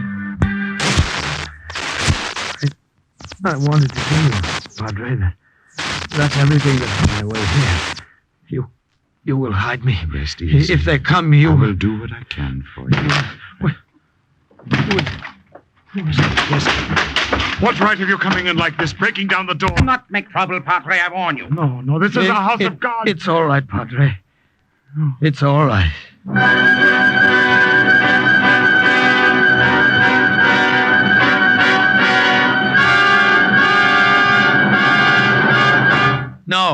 No, you're mistaken. My name is not Donald Harper. I'm an Italian soldier. I was lost in the snow.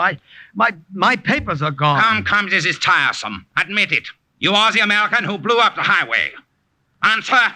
You are mistaken, Herr Hauptmann. You are mistaken. We will see. Sergeant, send in the old man. Ja, Herr Hauptmann. In there with you. See, Hauptmann. In there with you. See, I come. What? You recognize him, I see. Excellency, Mayor, what is this man's name? Wie heißt er? Harper, Donald Harper. The senor is an American. Now I have told you, you will let us alone, see? You have talked enough, go now. You will leave my daughter and me alone, and the old lady, too, now that I have told you. We have nothing to do with it. Yeah. But you will not tell my daughter. You promise, remember. She has a soft heart. It would distress her. Take him away, guard. You will let us alone now, see? See, we are on your side, loyal fascisti. You have nothing to say. Everything has been said for me. That highway has been completely destroyed. I'm delighted to hear it. That many loyal soldiers as I have been killed. Well, thank you for telling me. And what is more, you are in Italian uniform. A spy. Bullets are too good to waste on you, American. But a rope can be used again. Sergeant! Ja, Herr Hauptmann.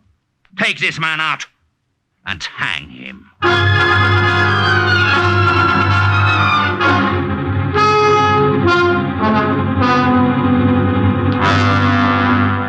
But I cannot do this. You will do as you are told, Herr Doctor. Here is the death certificate of the American who was hanged this morning. Sign it. And the cause of death you want that I should write. As I told you. Just as I told you. Heart failure. A pity.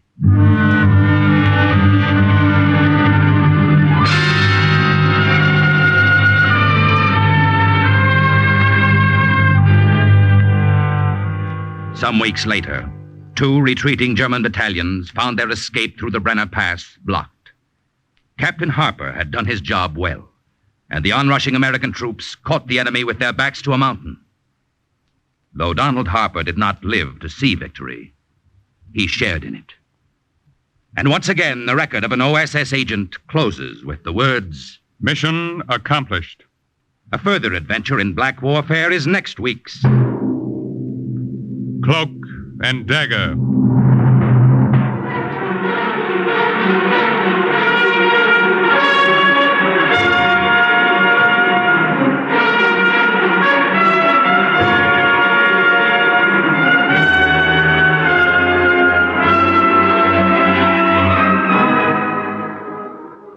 Heard in today's Cloak and Dagger adventure were Everett Sloan, Hester Sondergaard, Barry Kroger, Louis Soren, Virginia Payne, Raymond Edward Johnson, Carl Weber, and Boris Aplin. Script was by Winifred Wolfe. Music was under the direction of John Gart. Today's true OSS adventure was based on the book Cloak and Dagger by Corey Ford and Alistair McBain. This has been a Louis G. Cowan production in association with Alfred Hollander and was under the direction and supervision of Sherman Marks. Stay tuned for the second big mystery, High Adventure, on NBC. Are you willing to undertake a dangerous mission behind the enemy lines, knowing you may never return alive?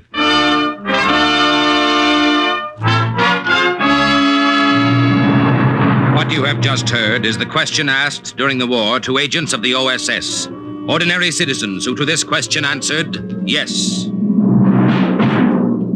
This is Cloak and Dagger.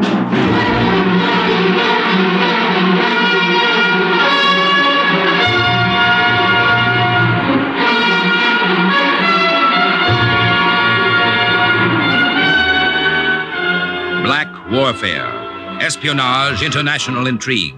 These are the weapons of the OSS. Today's story, The People in the Forest, is suggested by actual incidents recorded in the Washington files of the Office of Strategic Services. A story that can now be told.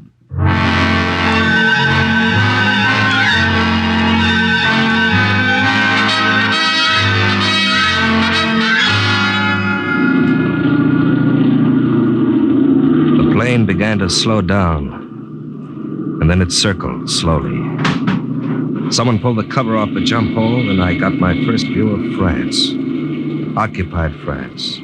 August 1944. Action station. On the ground to the right, I could see fires like safety matches lit in the moonlight. And I wondered how big they really were, those fires that were out there to guide us in. The dispatcher told me I was to jump second. Running in. Ready, number one? Ready. And then it happened.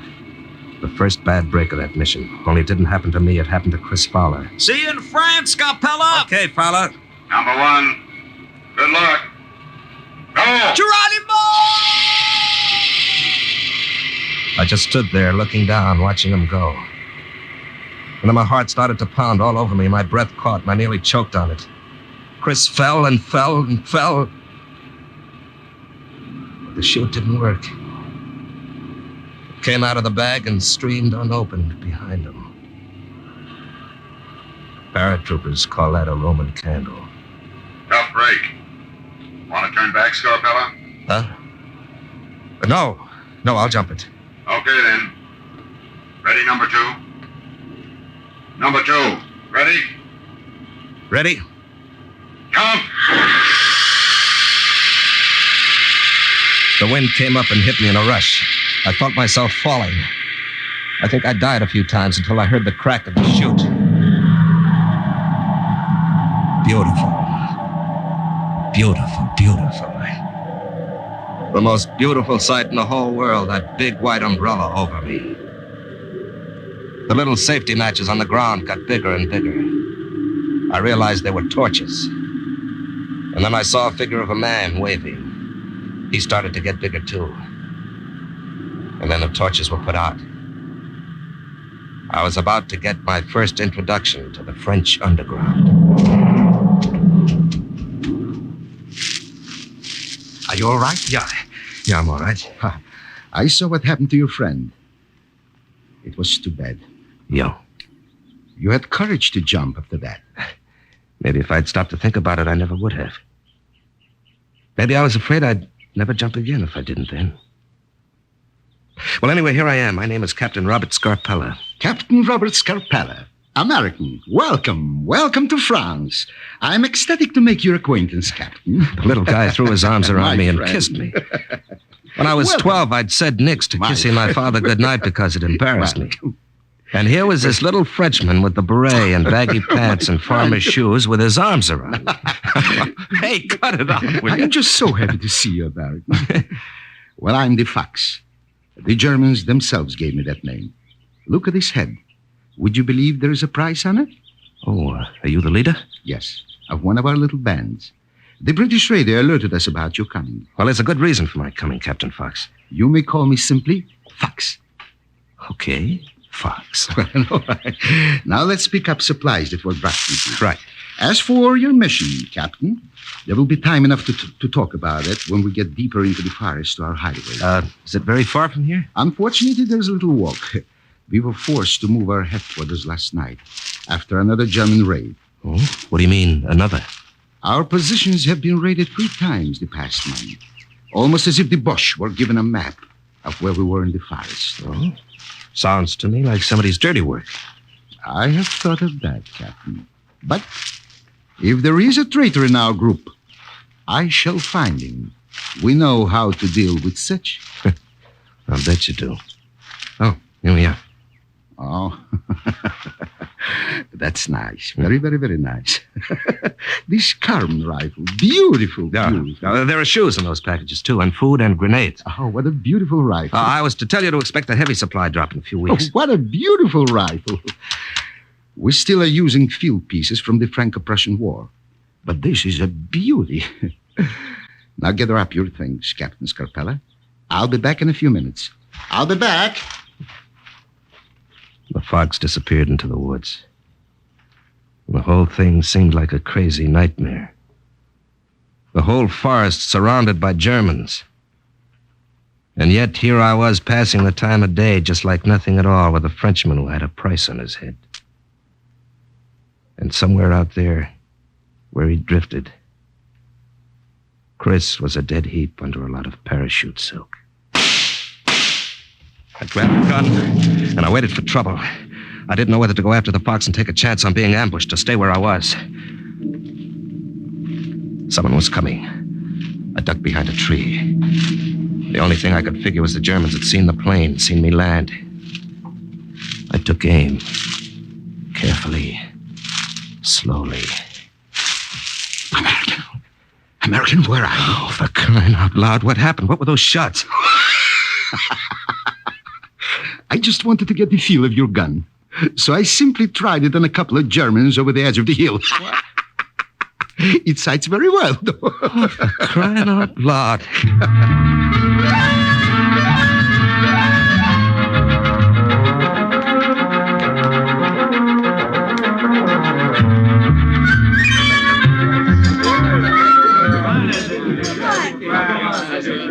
This little dinner party's in your honor, Captain Scarpella. Oh? I regret we have nothing better than wild rabbits to offer you. Well, this is swell. Quite a welcome. Headquarters didn't tell me to expect anything like this. Luzette, more wine for the captain. But of course. Here, I will refill your glass. Oh, thank you. Oh, mais non. In France, we say thank you this way. Hey. You mind my kissing you? Oh, no, not at all. I love Americans. Huh? All Americans. Hey. Come help me. I need your help. Luzette, let go. Marie's calling you. Oh, oui, Maman, I'm coming. She's a very pretty girl, that, Luzette. Luzette. And very young. Yeah. Only 17. Oh? Already she has seen so much. Hiding like this in the forest, sneaking back into the German-held village. Into the village? Oui, monsieur. Many of our group work in the village, right under the noses of the enemy. And the Germans do not know that they are members of the Maquis. Oh, but they know you're here. Oh, they know that we're here, but they do not dare come near the forest, except in big raiding parties. Uh-huh. They know very well that to one dead of ours, there will be 12 dead of theirs. Well, Captain, now about your mission. Its purpose? Tell me more, please. Well, I was sent here to find out the German defense plans for the port of Saint Nazaire and the entire coastal area around here. Now, I know those plans are in German headquarters in the village. And you request our help? I've got to have those plans, and in a matter of days. I've got to deliver them personally to 8th Corps headquarters. Now, put your mind at ease, Captain Scarpella. The fox will help you. Now, the first thing I will do is put you in contact with... Attention! Captain Scarpella, I'm Marie. She's the mother cat of that little kitten who kissed you before. Oh, well, happy to meet you. And we are all enchanted to meet you, American. In your honor, we have a special surprise. Listen. Attention. 1, 2, 3. Take me out to the ball game. Well, Take me out to the for crying out loud. You're pleased, Captain Scarpella? Well, this is something to write home about. Write home about? Yeah. Yeah, nice, cozy evening with friends. Well, you'd never know there was a war going on. Libos! Where's the lookout? There are 2 German troops about a kilometer from here, Captain Fox. I see. What else? There are 2 divisions at least of German soldiers surrounding us. Captain Scarpella, I regret very much to have interrupted your welcome party in this manner. Brenner? Oui, Le Fox. Brenner? Oui. The new machine our American friend brought with him. Oui. Now, what is it called, Captain Scarpella? A bazooka. Oh, yes, this bazooka. Now, take it to an advantageous position. You understand? Oui, Fox. Now, listen. Yes, now, my friend. Now is the best time for him and some of the others to learn how to use it. Oh, for crying out loud.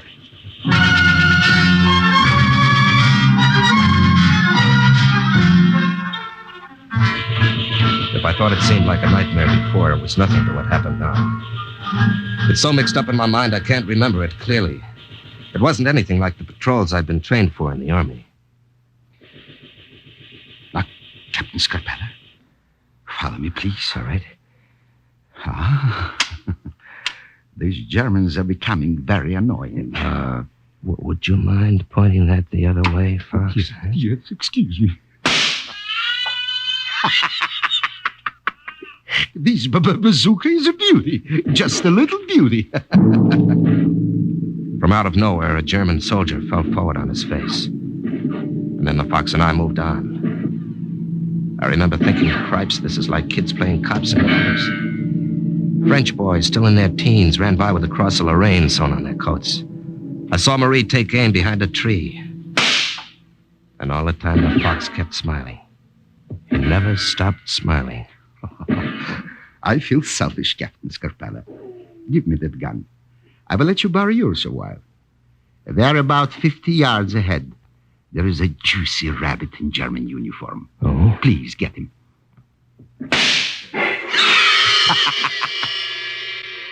Captain LaFox was right. The rifle did sight well.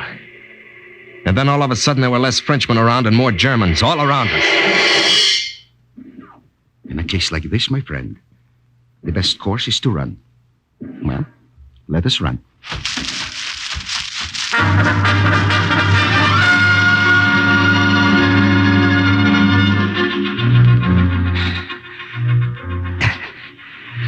This forest is like a jigsaw puzzle to me. You know it backwards. It is from necessity, of course. I regret exceedingly that I must ask you to join me here in this swamp. We will stay here till it is safe to leave. Shh, the boat.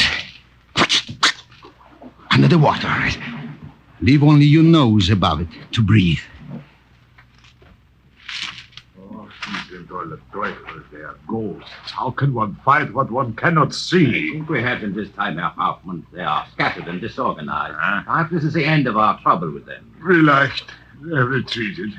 But those arrogant devils may return again. Well, we'll find out from our informant later how good a job we have done this time. Yeah. I'm going on my hands. Shall I stay here as guard? No. It is not necessary. There's nothing here. Come better with me. Yeah, Herr Hauptmann.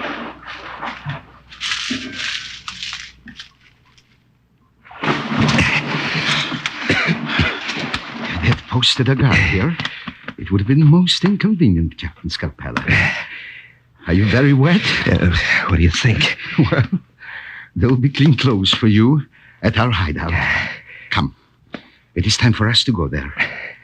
Well, this has been a very annoying evening, Fox.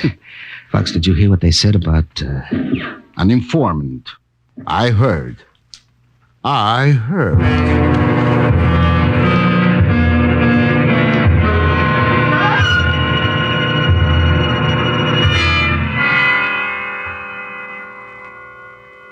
Captain Scarpella, Marie is employed as charwoman in German headquarters in the village.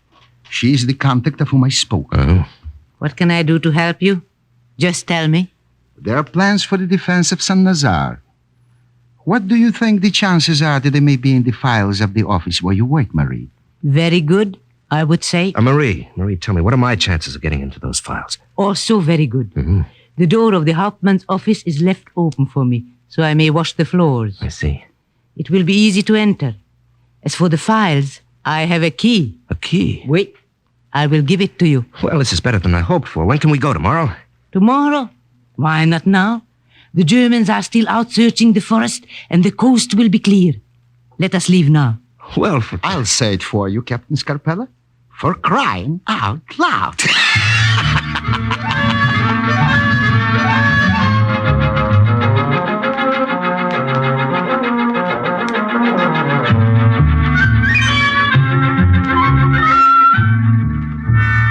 Less than an hour later, we were in the village. It was 5 o'clock in the morning. And there was no one around. The village slept. Captain Scarpella, listen to me. Yeah. There is the German headquarters across the street. Mm-hmm. I will leave you and go inside to get my mop and bucket. You will watch through the window. Right. When I distract the guard, go quickly to the side door. It is open. The Hauptmann's office is the third door from the end. Third, huh? You have the key to the to the files, eh? Yes, I have it. Bon, I go now. Remember the signal I gave you, in case of danger. I watched her go into the building. And then I took up my position at the open window. There was a guard at the front desk. No one else around. I pressed myself into the shadows. And after a while, Marie came to the front desk and began to mop the floor. What are you doing here so early? I'm not that early, Sergeant. And the sooner I finish, the sooner I am through. Now go about your business, sir. I knew that soon she'd do something to distract her. You're disturbing me. This too must be worse, no? I will be through presently. Fine. They are. You spilled that all over my boots. I'm so sorry. It was not deliberate. All over my boots. And look at the The mess. side door was open and she said it would be. Sorry for this. 1, 2, 3. The third door from the Start end. over at the other end of the room. Like that. I made it. The German captain's office. And in the corner were the files. The key in my hand was hot and sticky. It fit. It fit. The key fit. I knew it would, but somehow when it slid in and turned, I took a breath of relief. I didn't have much time. I knew it didn't have much time. I had to find those plans, but where? The papers, where were they? And I heard Marie's signal. And I froze. What a break. But I couldn't stop searching now.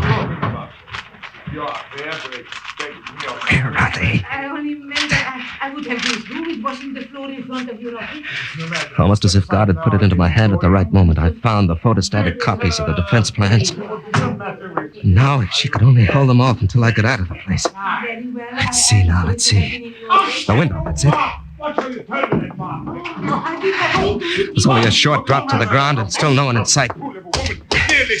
I had a feeling Marie could take care of herself, and I started back for the forest, the plans in my pocket.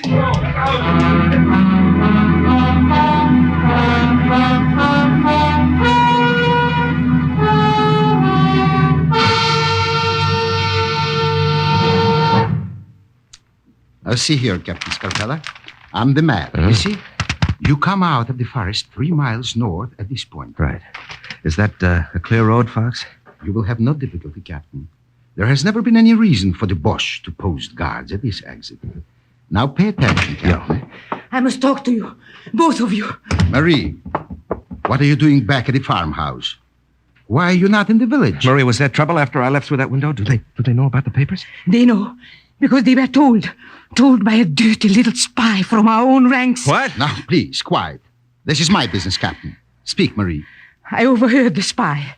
One of us. I blush with shame to think of it. The spy was telling the Boche captain about the papers and the Americans' mission. Fortunately for you, Captain Scarpella, the spy was not able to warn him early enough. Go on, Marie. Go on. And the road is blocked, however. You are trapped here, American. You may have the plans, but there is no way for you to leave and deliver them. The road north is swarming with red ants of Germans. The traitor. His name. Give me his name, Marie. I will do better. I will give you the traitor. René, bring her in here. No, please. Throw her on the floor. I said throw her on the floor. No. Listen to her sob, my own daughter, torn from my own flesh.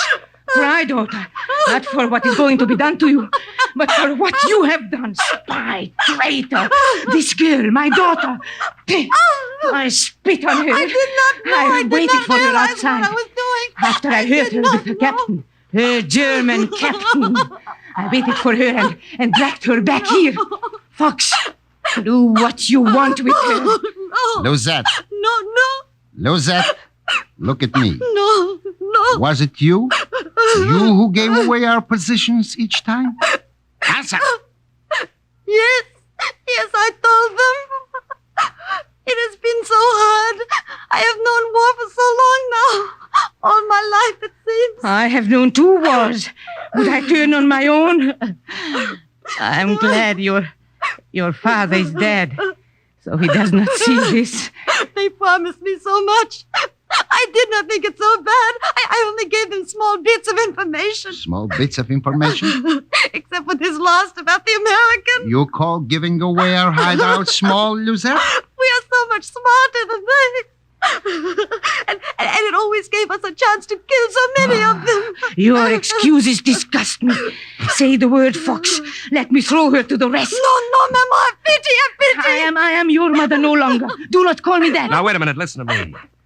Fox, this may be your affair, but I've got a stake in it. Now, what do you wish to say, Captain? There's only one way out of this forest. It's blocked right now. Thanks to her. Now, let's forget that. All that matters to me is that I get through with these plans. Now, Lizette, do you want a chance to prove yourself? Oh, I will do anything. Do not listen to her, Captain. Marie. Two faces she has. Now, quiet. Go on, Captain. Now, at German headquarters before, Marie distracted the guard because she knew him. Now, who knows the Germans at the exit to the forest to distract them? I do. I will. Let me, please. They trust me. I will give you a chance to slip by. It is too great a risk, my friend. I have no choice. I can't stay trapped here. The plans are no good in my pocket. Very well. On one condition. I will go alone. And if she does not do as she says, the fox will shoot her through the heart. You have my permission.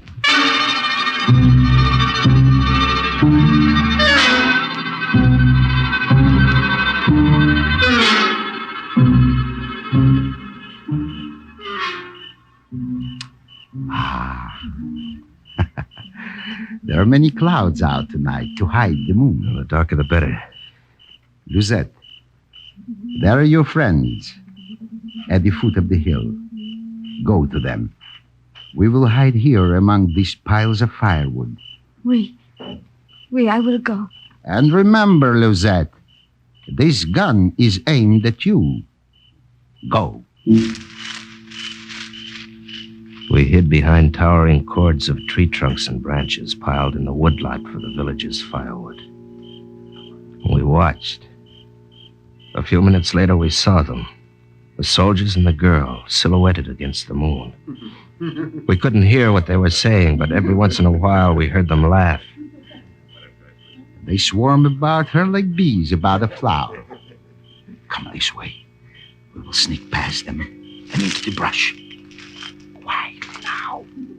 She's doing a good job trying to redeem herself. And the stupid American is completely trapped with no way out. You're a sly one, Lucien. Du bist sehr klug.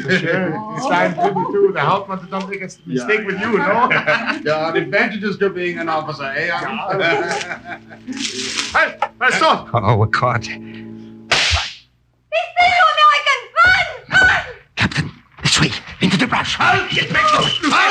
Get back! Let go of the gun! I won't!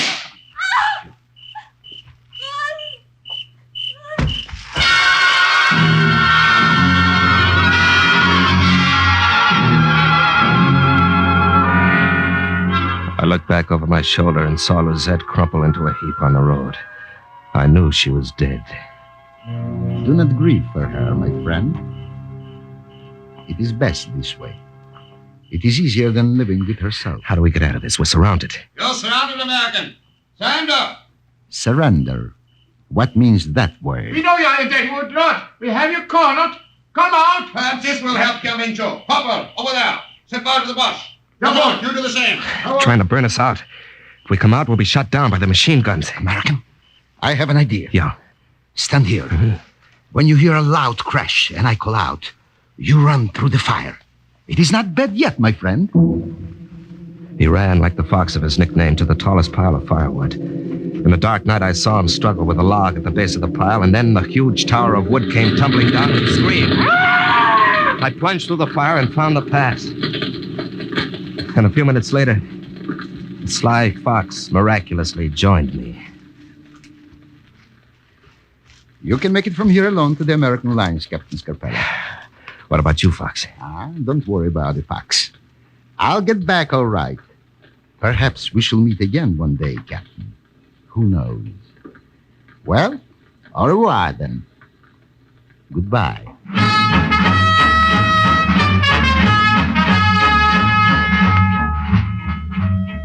I never looked back. and I never saw him again. But when I think of him now, I think of him not with the beret, but with a green hat and a feather. A little like Robin Hood. Captain Scarpella delivered the plans personally to the Assistant G2 at 8th Corps Headquarters, and he was recommended for the Distinguished Service Cross for the American lives he had saved at the port of Saint-Nazaire.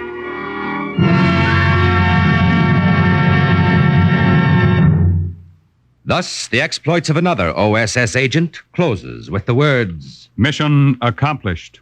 A further adventure in black warfare is next week's Cloak and Dagger.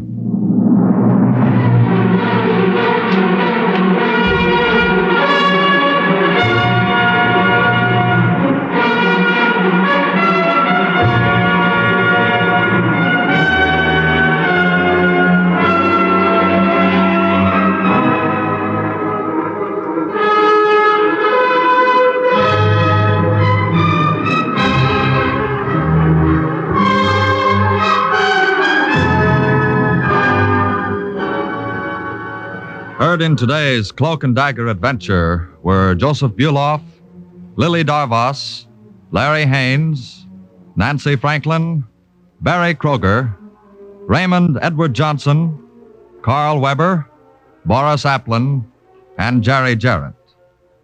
Script for Cloak and Dagger was written by Winifred Wolfe, and the music was under the direction of John Gart. Today's true OSS adventure was based on the book Cloak and Dagger by Corey Ford and Alistair McBain. This has been a Louis G. Cowan production in association with Alfred Hollander. It was under the direction and supervision of Sherman Marks. Robert Warren speaking.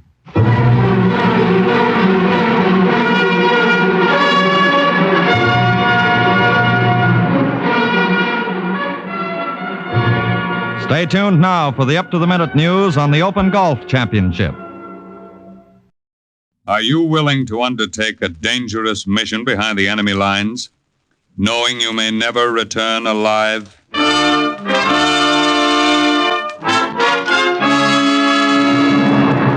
What you have just heard is the question asked during the war to agents of the OSS, ordinary citizens who to this question answered, yes. This is Cloak and Dagger.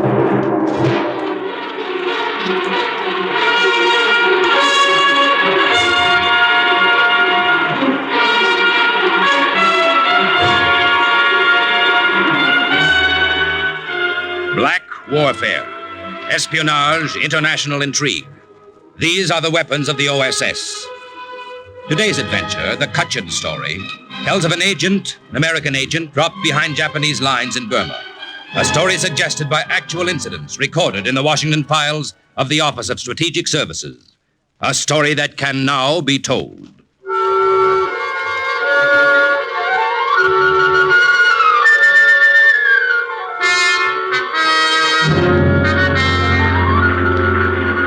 The sky hangs low over Burma.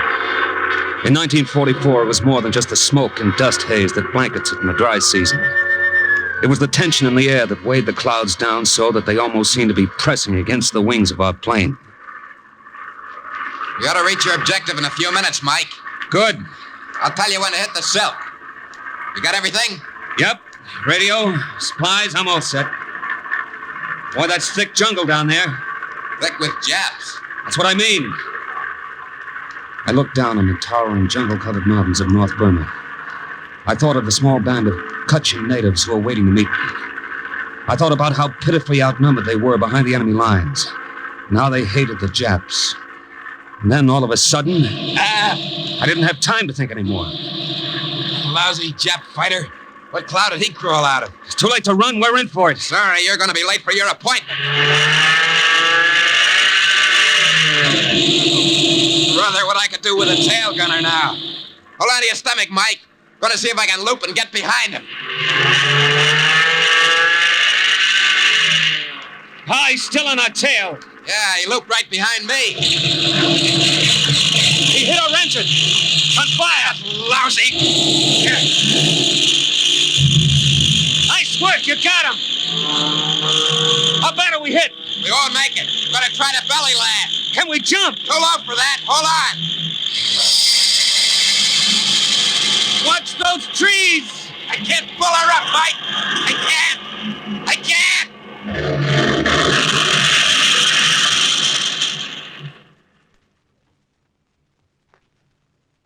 I was thrown from the plane when we crashed.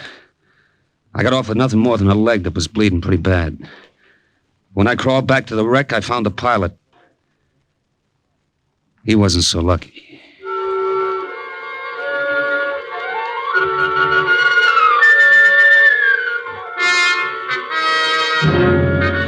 I started to run. I didn't know where I was going, but I started to run anyway, through the bamboo thickets. My leg was throbbing with pain, and I tripped.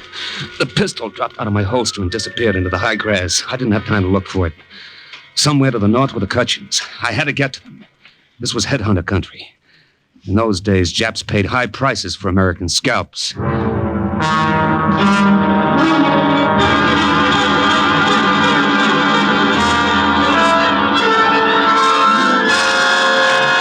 After a while, my breath gave out. I couldn't go any further.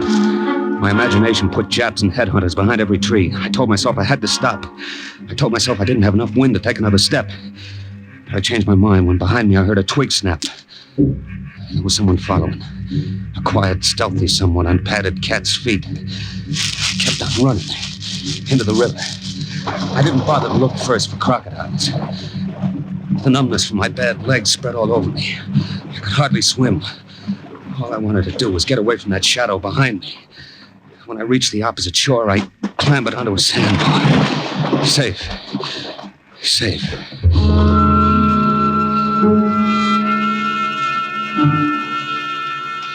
Then I looked back. I saw that tireless shadow emerge from the bushes and flit silently across the river on a fallen tree trunk. My lungs were ready to burst. I pulled myself up again and fell over some roots. And waited for that shadow to catch up with me. I just lay there and waited.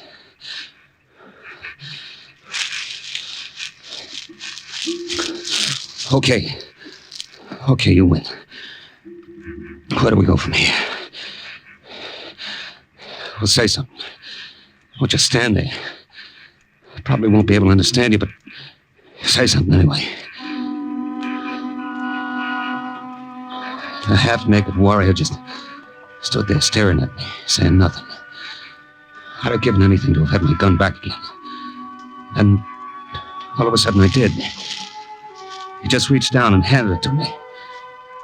Hey, I don't get it. What's that card you're holding? Follow this guide. He will lead you to safety.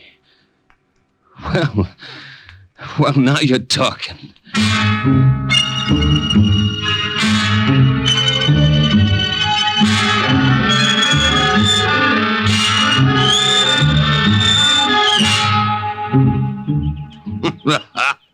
Sure, and you couldn't look more surprised, Captain, than if the tall grass parted and you came on a field of four-leaf clovers. I feel that way, Father. Like you turned over a stone, and there we were. Well, that's about it. I thought that native following me was a headhunter. I know they'd turn any American over to the Japs for a 2-pound bag of salt. Ah, you're right there. Unholy savages that they are. We saw your plane fall, and I sent Ying here after you with that message written on the card. He's the fastest runner in the Kachin village. I'm sorry he put such a scare into you. Oh, forgive me, Captain Shea. Did I pull the bandage too tightly then? No, it's okay. I don't mind it too much. When I think of what happened to the pilot, I was lucky. Ah, yes.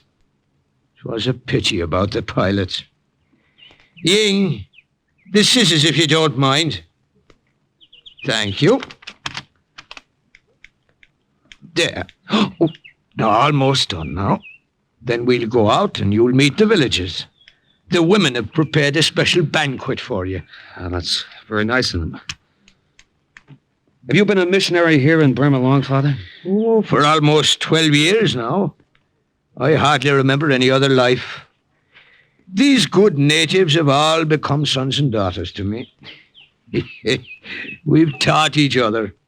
I speak their language. They all speak English now. They do? As well as I. Almost. Then I have a question, Father. Yes? How come Ying over there took 10 years off my life, chasing me through the jungle? Why didn't he say something? Well, Ying didn't speak to you, Captain Shea, because he wasn't able to. What? He was a prisoner of the Japanese some time ago. They cut out his tongue.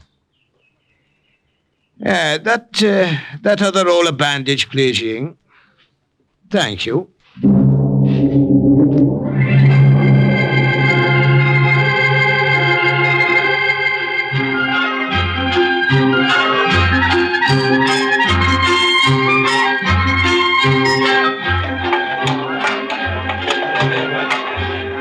Colleen, put more wine in the bamboo cup for our guest, eh? Yes, I will be happy to. Here you are. What did you call her, Father? Colleen. To make it easier for me, I've renamed many of the villagers. That woman stirring the big kettle is Kathleen, and the other beside her, Bridget. I get the general idea. And your name is Shea. Mike Shea. A good Irish name if I ever heard one. Well, actually, Father, it's Michael Shikalnikov. Would you mind repeating that? Shikalnikov. It's Polish.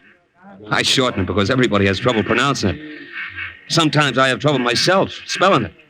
Yeah, I see. Well, no matter. No matter. Tell me more about your mission. Well, I was sent by the OSS to establish radio contact, Father, with the Northern Area Combat Command in Burma. Give them any information and help I can. That is, with your help, of course. Yes. Well, you'll find us of great assistance. Immediately after the banquet, you can find a place to set up your radio. So, how are you enjoying your meal? My wife never made anything that tasted like this. Do you like it? Eat well. Let me fill your plate some more. Thanks. It's very good. What is it? We make it special for you today. White bees we boil for hours. I guess I've had enough.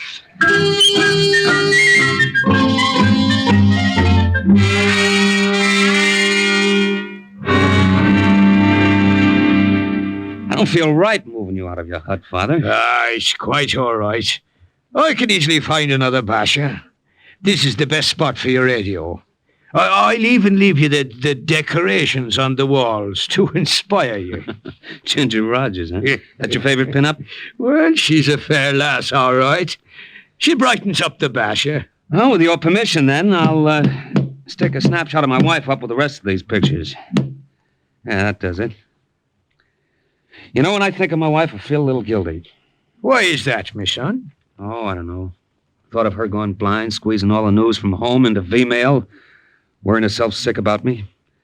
And all the time, I never felt more free in my life. Yes, I know just what you mean. I love this life in the jungle, as well as the people, my people here. I don't think I could ever leave now, By the by, do you mind if I call you O'Shea? No, not at all, Father O'Toole. Not at all.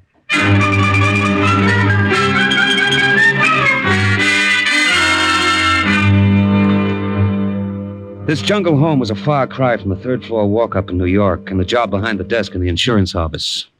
The Kachin warriors aren't imposing figures. They're short, squat, with long matted hair and teeth worn to a black stub by beetle nut. They led a simple village life, eating rice, trapping wild pigs, the technique they also used in trapping wild Japs. But they were friendly, happy people, and life with them was pleasant. Until one afternoon when a report came in on the radio. North Area Combat Command to Agent Shikalnikov. Agent Shikalnikov of the OSS to North Area Combat Command. You're coming in clear, awaiting message. Come in. Over. Capture of jungle town of Michina and its airstrip is vital to aid Allied advance in Burma. Battalions of American marauders will attempt capture. They will rely on your help to get them through the jungle. Over. Agent Shikalnikov to headquarters. Have small band of Kachins organized. We will do what we can. Awaiting further instructions. Over. Other native armies under OSS leadership have been alerted. Stand by. Stand by. This is imperative. Over and out. Well. What? Oh, Father O'Toole, I didn't see you standing there. You heard? I heard, O'Shea. This is a big push, all right. That airport at Michina could mean success or failure of the whole American campaign in Burma. I'll get our warriors ready. In the meantime, there's nothing we can do but wait for orders. That's always the worst part of it. Wait.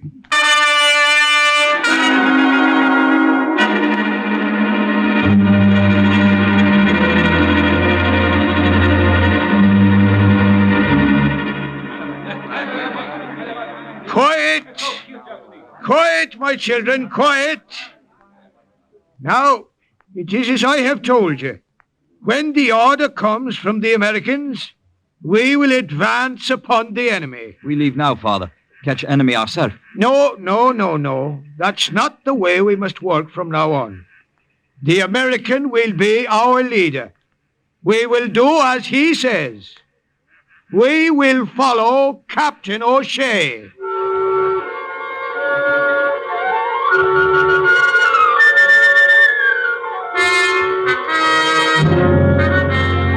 North Area Combat Command to Agent Shikalnikov in Burma. A battalion of marauders on the way to Michina has been cut off from the main body of the column and lost in the jungle.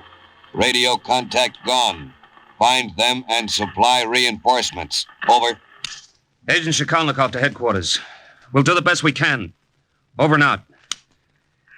Well, we've waited 2 weeks for an assignment, but when it came, it was a beauty. Well, the problem, O'Shea, is locating that battalion.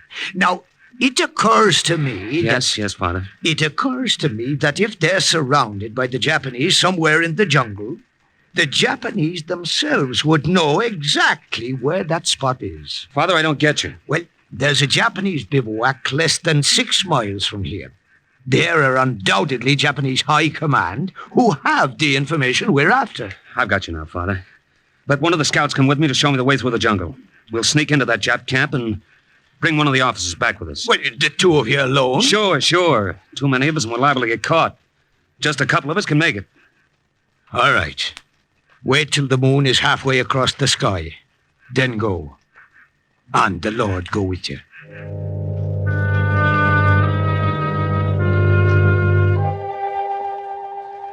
When the moon was halfway across the sky, the scout and I set out. Back through the jungle I'd come from. Only this time I was a shadow too, slipping behind the bamboo thickets, cutting my way through the dense jungle foliage. We didn't talk much.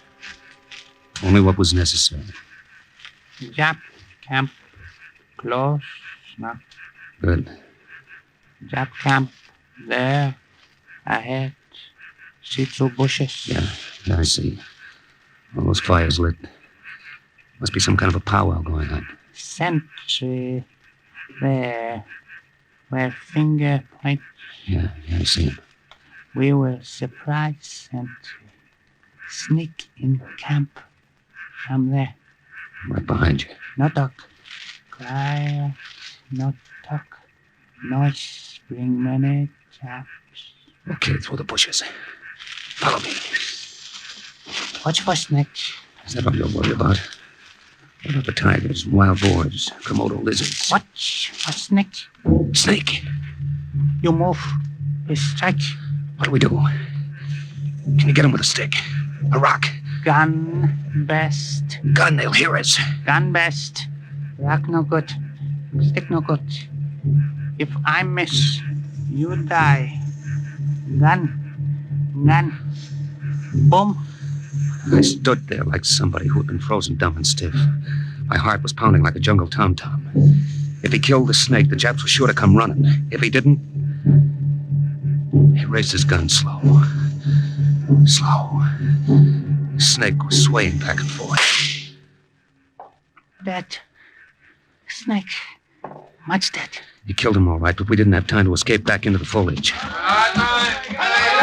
After that, nothing's clear in my mind. There were Japs all around us, yelling like crazy, and lots of guns going. And the Kachin scout fell flat on his face, dead. Then somebody butted me from behind with a pistol. And the moon went out of the heavens. And the sky that hangs low over Burma came down and hit me in the face.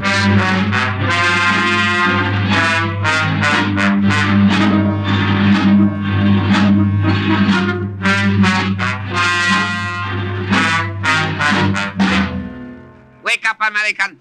Wake up. What? Huh? What happened? Oh, my head. I am Colonel Haiichi of the Japanese High Command. I regret that we were forced to render you such stormy welcome. Colonel Haiichi, eh? You speak English pretty well. Massachusetts Institute of Technology, class 37. DeWitt Clinton High School, the Bronx, class of 33. We will get along well, I think, if we make a little trade. What kind of a trade? Your life for little information. I see. The American marauders. I want to know their numbers, their positions, their objective. I don't know. If I did, I wouldn't tell you. God. Oh. That whip was sample. We have much more in store for you if you do not agree to be more agreeable to our simple requests. I give you 24 hours to think it over, American.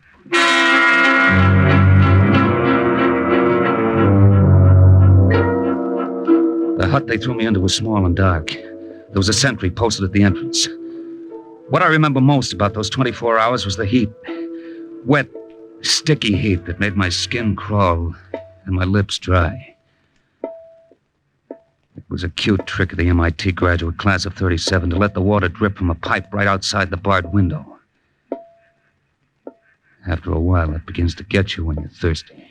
You, get up. Get up. Huh? Colonel Haiichi, see you now. Up, American. Up. Okay, get your hands off me. What's that? Stampede. Elephant. Good work, Ying.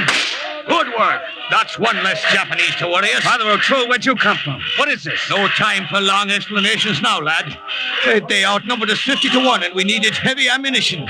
Elephants were the heaviest we could find. Yeah, but how did you... Well, when you didn't come back, I sent a runner. We found the body of the scout. Come, we must leave now. Yeah, but the information I came to get. That. We'll take it with us.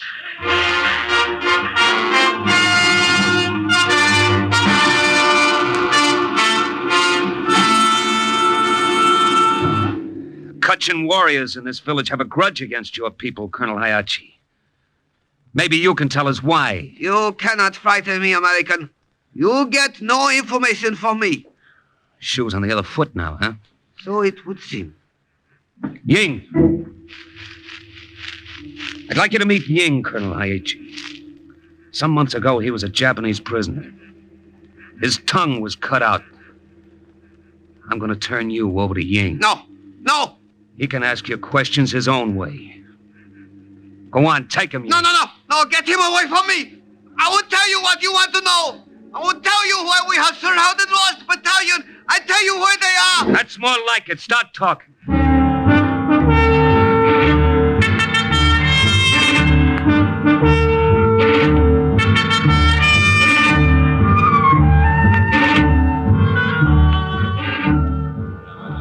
The warriors got ready to attack, and a great holiday spirit took over the village. But we must come. We always come, O'Shea, when our warriors go ambush Japanese. But this is crazy. I can't have a lot of women and kids and old men tagging along. We go. Old men carry flintlock, muzzle loader. Women, we do our job also. Now, wait a minute. When battle finish, women cook big party, samba deer, monkey meat. What, and serve it piping hot in the front lines? Nothing doing. I'm going to see Father O'Toole about this.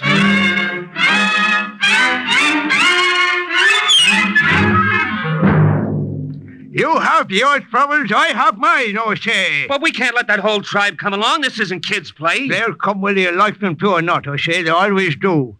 In the meanwhile, look at my predicament. Some son of Satan stole me false teeth. What am I to do without me teeth? Father O'Toole, please. We haven't much time. Haiichi gave us a map. We know where the marauders and the Jap attackers are. But we won't do them any good just sitting here. I'm not just sitting here, I say. I'm trying to find me teeth.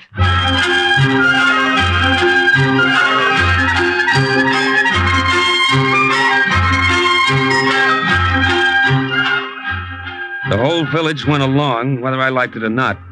And Father O'Toole came along, too. Without his teeth.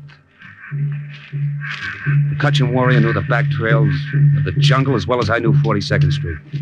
Ying seemed to be the leader, and he led us through little-known passes and long hidden underbrush, closer and closer to the spot where we knew the Japs had the American battalion cut off, helpless, just where they wanted them. No one made a sound, and Ying held up his hand. What is it, Ying? This junction of the two trails. He's not sure which one to take. That's it, Ying, isn't it? Well, why don't we split up? Half of us go one way and the other. No. There aren't enough of us. The Kachins have their own methods. Why is Ying pointing at me? He's given you the honor of contributing a hair from your head. A what? A hair from your head. Here, let me have one. Ah, thank you. Here you are, Ying. Why is he throwing it on the ground? We'll go in the direction the hair points. It's not very scientific. No, but it always works. Ah, it points to the right. We'll go to the right.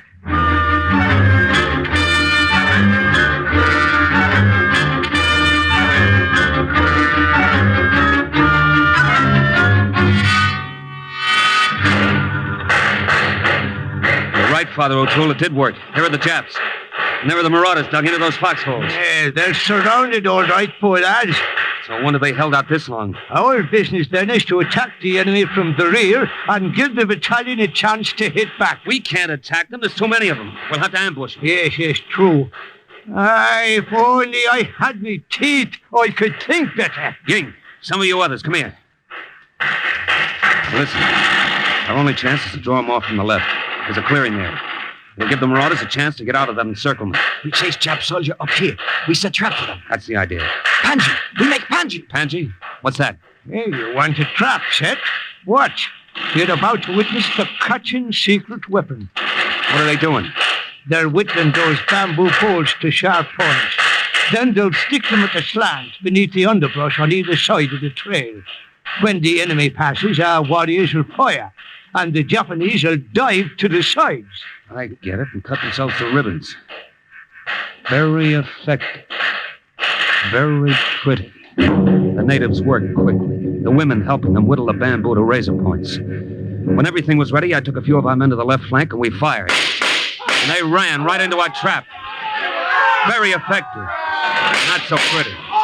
They committed mass harikari all along the trail. That's all there was to it.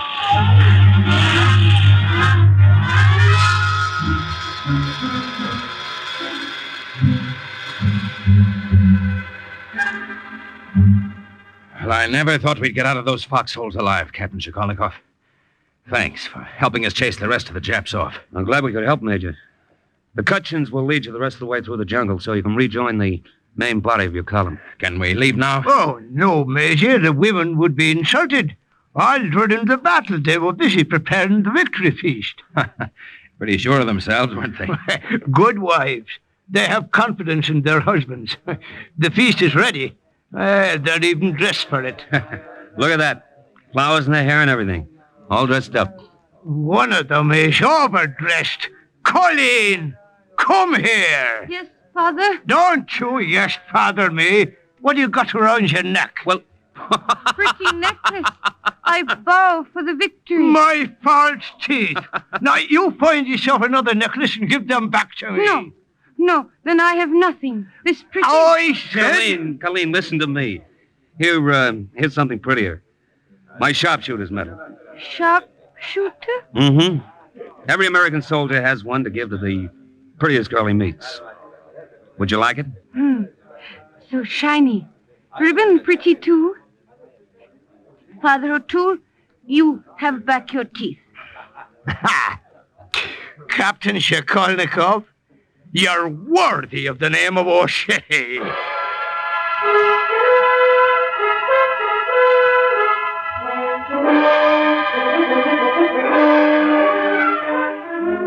The capture of the vital airstrip and the ultimate conquest of Myitkyina was due to the combined efforts of the marauders who attacked it and the Kachin warriors who helped them and harassed the enemy all along the way. And once more, the report of an OSS agent closes with the words, "Mission accomplished." A further adventure in black warfare is next week's Cloak and Dagger.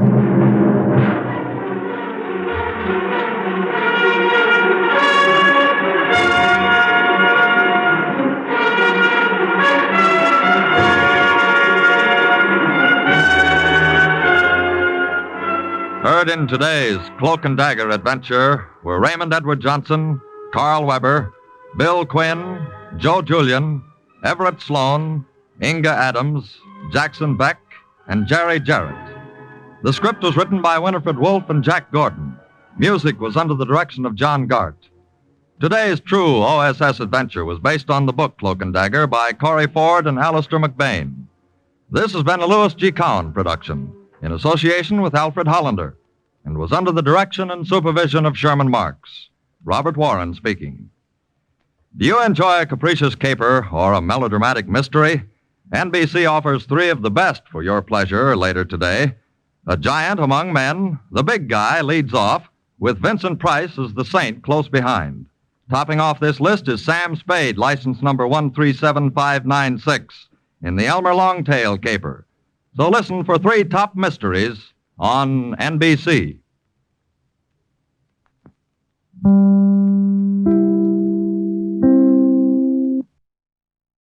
Are you willing to undertake a dangerous mission behind the enemy lines, knowing you may never return alive?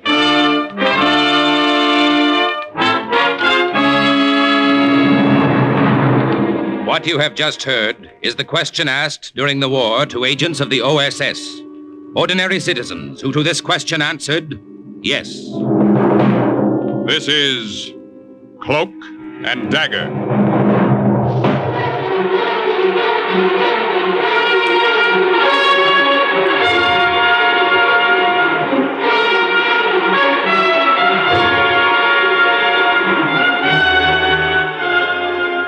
Black warfare, espionage, international intrigue.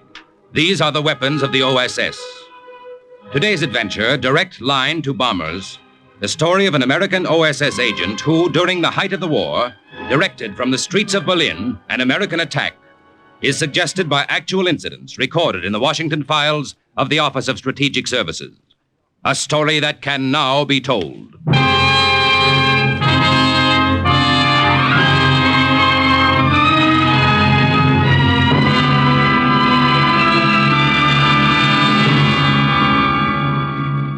After you get back from a mission, you sit around and there's nothing to do but sit around. So that's what I did. I sat in a room in Milton Hall in England where OSS agents are trained. I thought about the restaurant on 6th Avenue I wanted to open after the war. I was never so bored in my life. Yeah. Hey, Nicky, the colonel wants to see you. Very important. Okay, pal. Tell my pal the colonel I'll be there and win the war for him. Da da da da da da da.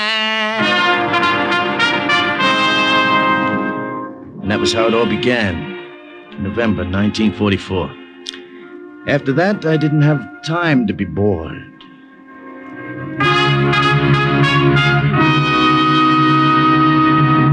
I know you've just come back from a mission in France, Lieutenant, so it's strictly up to you if you want to go out again immediately. Oh, now listen, pal.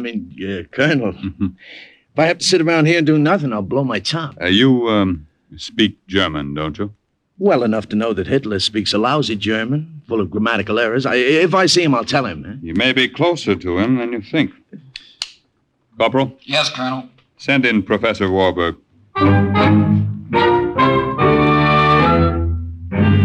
And that's how I met the professor. He was a little guy with a beard. He weighed about as much as 10 cents worth of liver. And he reminded me of my chemistry teacher back in Lincoln Junior High School. Professor, tell Lieutenant Olesnikos just what you told me. With the greatest of pleasure, Colonel. Lieutenant, I am an escaped political prisoner of the Nazis, and I am here in England illegally. And you just walked into headquarters and told that to the colonel, huh? Don't you know you can be interned? I know that very well. But I can no longer sit by and be idle while I have a plan that I know can help the Allies. What Professor Warburg suggests, Lieutenant, is that he be parachuted into Germany with another agent, make his way to Berlin. I assure you I can move about Berlin blindfolded. I know it well. Berlin? This could be interesting. What then? Then, with a radio transmitter, we could pinpoint military targets to American planes overhead. We could direct bombs from the streets of Berlin itself. Now, wait a minute. Walk around with a walkie-talkie in the middle of a raid carrying on conversation with bombers? When do we leave, pal? I am ready any time. Today, tomorrow, yesterday. The professor may have been ready yesterday, but the OSS wasn't.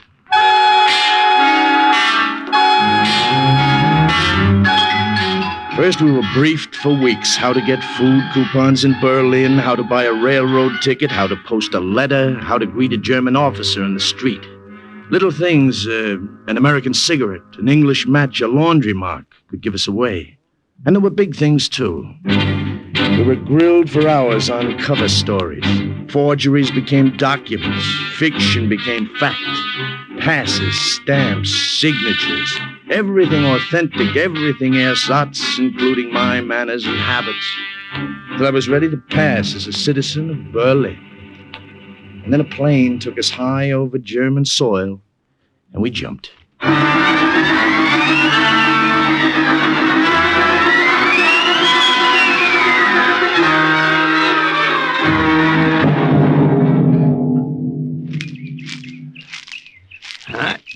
We made it, Nicky. Yeah? It's only a few kilometers to Berlin. We can walk it, make it before daylight. We should find the farmer who owns this field and say Dankeschön for providing us with so ideal a landing place. Yeah, we'll send him a letter sometime. Right now, let's get out of here. You will wait where you are. Kindly keep your hands in the air, unless you want that I blow your heads off, or that my dog tear you to bits. Quiet, Ron. You've been a good dog keeping so still. Well, as your farmer, Professor, you still want to say Dankeschön? Sit still. Do not talk. You have made a mistake, my friend. My companion and I got lost trying to find the road. We came by accident on your field. That's right. We both of us only recently discharged from the army. If you would care to see our papers right here in this knapsack. If you don't keep your hands up, I will let the dog go for your throat. I do not care to see your papers. I saw you parachute from an American plane. Uh-oh. Walk now to the barn. Rolf will see to it that you stay there. Won't you, Rolf?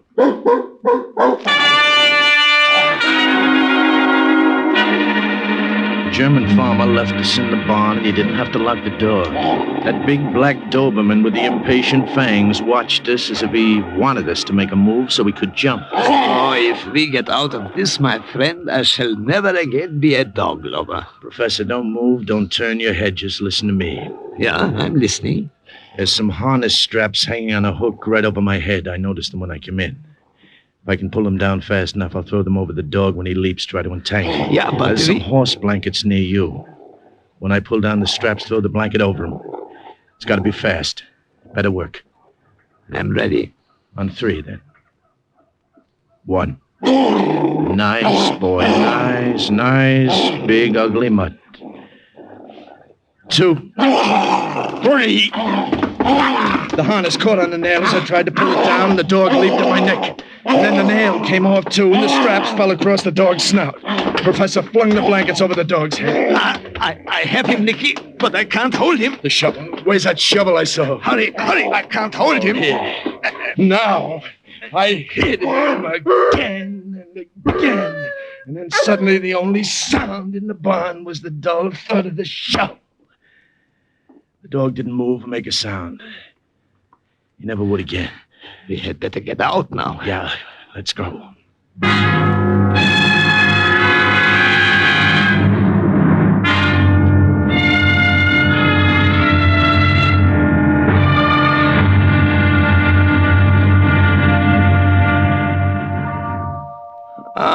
The smell of a bakery is always good. How fortunate it is I have only this morning made pfefferkuchen, Joseph.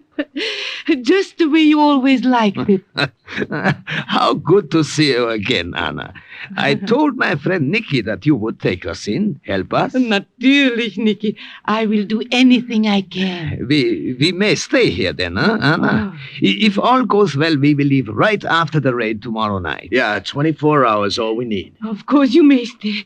I still live above the bakery. There is an extra room. My grandson Emil will not be home from the youth camp for a week yet. Youth camp?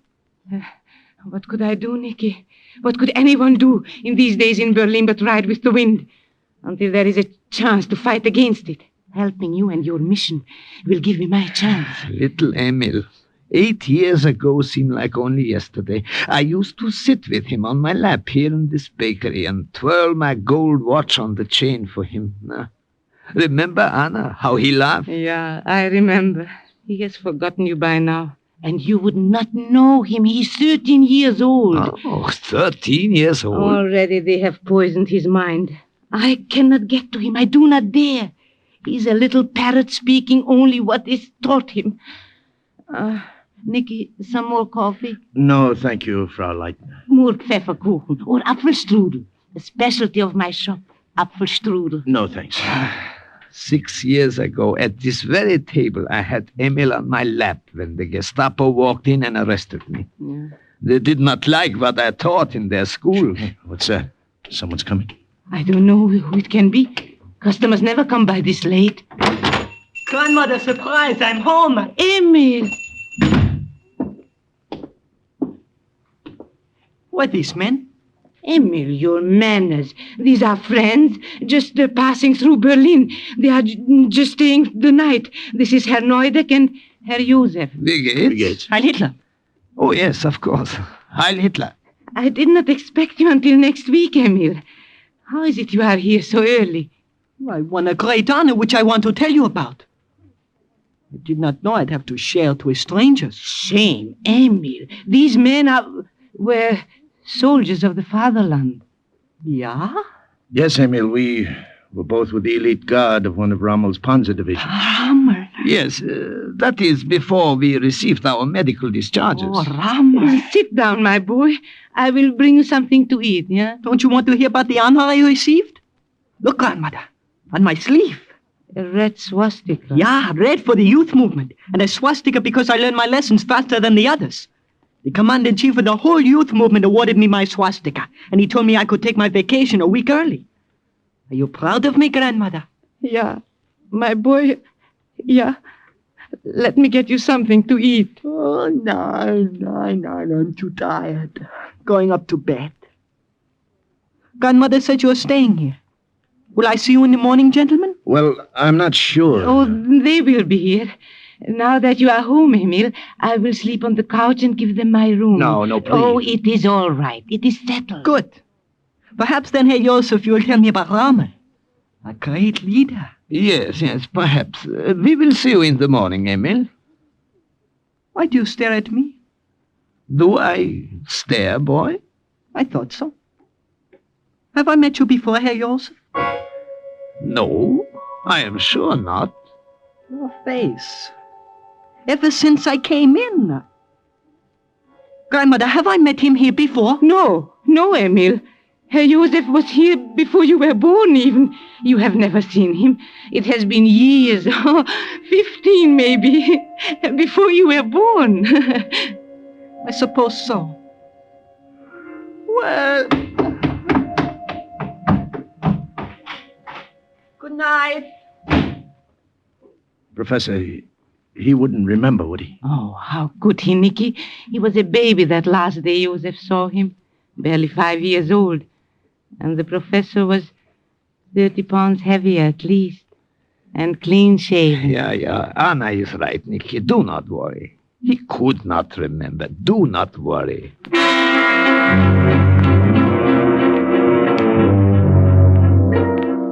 But I couldn't help worrying. I lay awake half the night thinking about that kid in the room next door. The 13-year-old puppet with the new red swastika.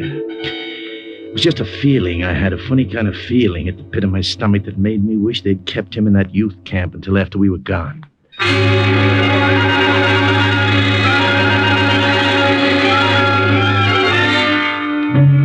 When I got up, the sun had been up for hours, and so had the professor. I went downstairs to the bakery. There was the smell of fresh bread baking, and I knew Frau Leitner was in the kitchen. But the professor was sitting at the table, swinging his watch on the gold chain and talking to that German quiz What else kid. have you learned, Emil? But why do you want to know? Oh, I'm just interested. I want to see how well you have earned that swastika. I stood at the bottom of the stairs and We listened. have a leader who has They didn't revolutionized see Germany. me. He is the greatest man who ever was or will be. When I joined the Führer's organization, the man in charge said, join no other organization but this. Forward, forward, the banner leads us to eternity. Oh, you have learned your lesson well. Yeah, Joseph. Are you sure I have never seen you before? Of course not, my boy. I seem to remember. Hey, Josef. Ah, good morning, Herr Neudeck. Since we're just passing through Berlin, don't you think we ought to see a few of the sights before we leave? Yeah, you are right. We will leave now. Perhaps later, Emil, we will talk more.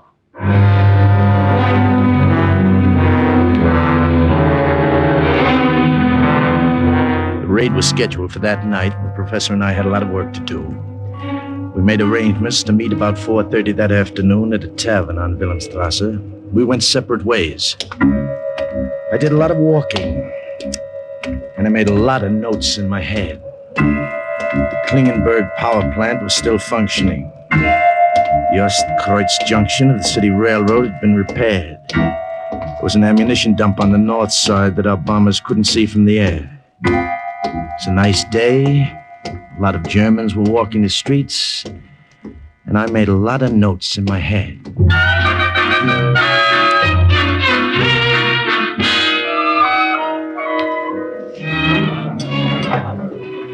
You wish to order now, mein Herr? Nine, later. I am waiting for a friend. The professor was 15 minutes late, and I started getting nervous.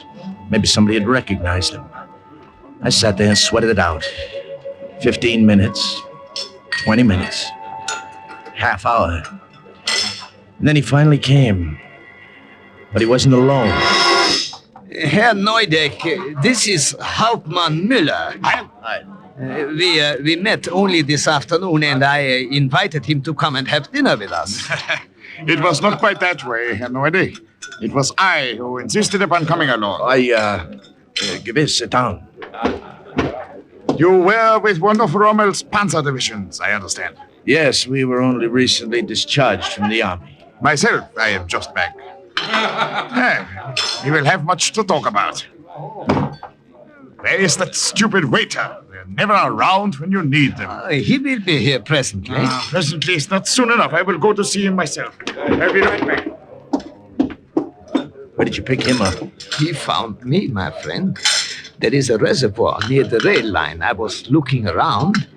I think he was a little suspicious at first, but when I told him I was with Rommel, he became more friendly. I am beginning to believe I was in Africa myself. Just the same, I wish you could have shaken him. What did you find out? It was a profitable afternoon. And you? Profitable afternoon. Good. Shh, he comes back.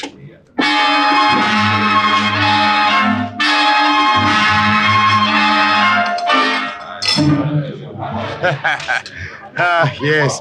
At first, it seems strange to me that Herr Josef here should show so much interest in the reservoir. Well, I was merely taking a stroll, getting reacquainted with Berlin. Then I watched you. I saw you walk down towards the rail line. That was when I stopped you and began to talk. We are both glad you did, Herr Hauptmann. Give us this opportunity to get acquainted. Yeah. Hope we shall see more of you while we're in the capital. Perhaps, Herr Neudeck. Perhaps you shall see a great deal of me. I think I shall call the waiter and order some brandy. Oh, I see. You have not yet finished your meal, Herr Neudeck. You're still eating. It's very good. Our diet at the hospital was not so varied. No doubt, no doubt. Everything I ate stuck in my throat. I know one of wouldn't the go nurses. down. I knew that German officer was watching me as he talked. Watching me strangely, and I didn't know why. I knew that something was wrong, and I didn't know what. The professor felt it too. Her name is Gertrude, this little Fräulein I tell you about. And she has friends. Oh, some very pretty friends. You would like to meet them, perhaps? Yes, we would like to very much, Herr Hauptmann. How you would have enjoyed them. We might have had great fun together. All of us. Unfortunately, you may be otherwise engaged with the Gestapo. What did you say, Herr Hauptmann? I have been watching you all through dinner, Herr Neudeck. You are an American. Do not move, either of you. I have my hand on my gun. Well, surely you're joking. No European eats the way you do. To change the fork from the left hand to the right after the knife is used. At first, it escaped me. I just knew something bothered me. Then I realized what it was. There it was.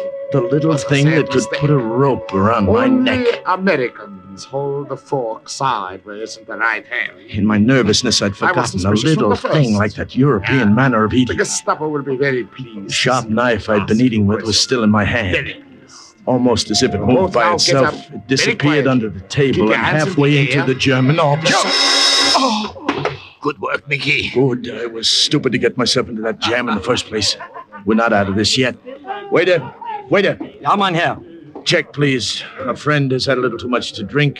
We will take him home. Ja, right away.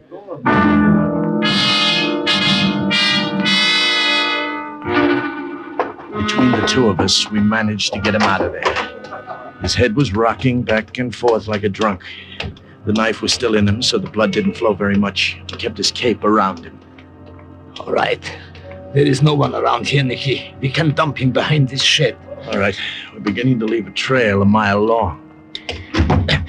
So long, pal. It was nice meeting you. Come on, Professor. Let's go.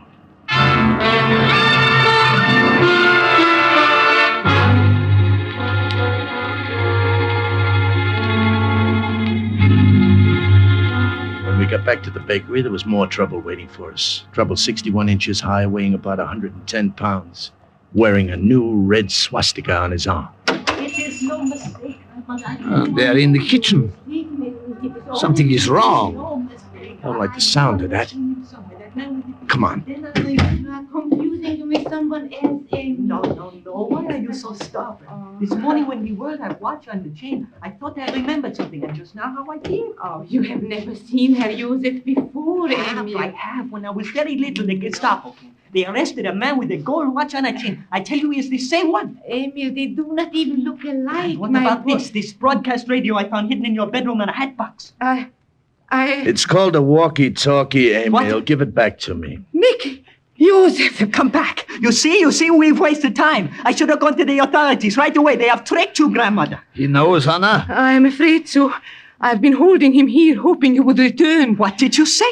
You knew grandmother, didn't you? They didn't trick you at all. Traitor. You're a traitor, too. Get away from me. I hate you. Nicky, get him. He's trying to run. I got him. Let me go. I report you to the Gestapo. They kill you. They have you shot. I'm not going to report anyone. What'll I do with him? Upstairs, his bedroom.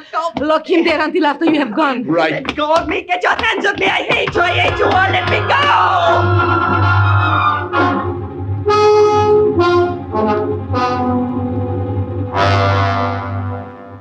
You will have to come with us when we leave here tonight, Anna. You cannot stay now. Professor is right, Frau Leitner. That kid upstairs will turn you over to the Nazis so fast you won't know what happened to you.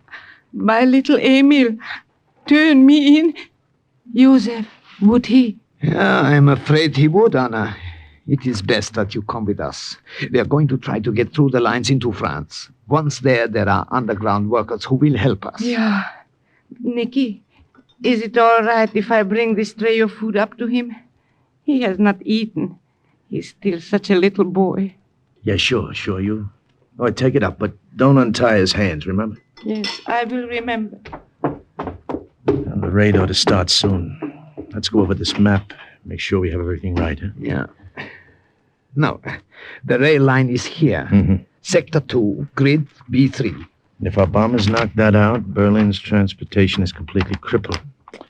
And here, on the map, power plant is in Sector 6, Grid G5. Nicky, he's gone. What did you... What?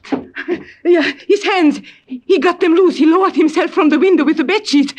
What are we to do? He'll bring the Gestapo back with him. We don't know how long he's been gone. Professor, the window, quick. Yeah. The back door. There is a car coming. I can see it. There is an alley and Now, we can... look, no time. They'll have this place surrounded. How do you get to the roof? The roof, yeah. Up those stairs. We can go to the other rooftops and perhaps escape. There better be no perhaps about it.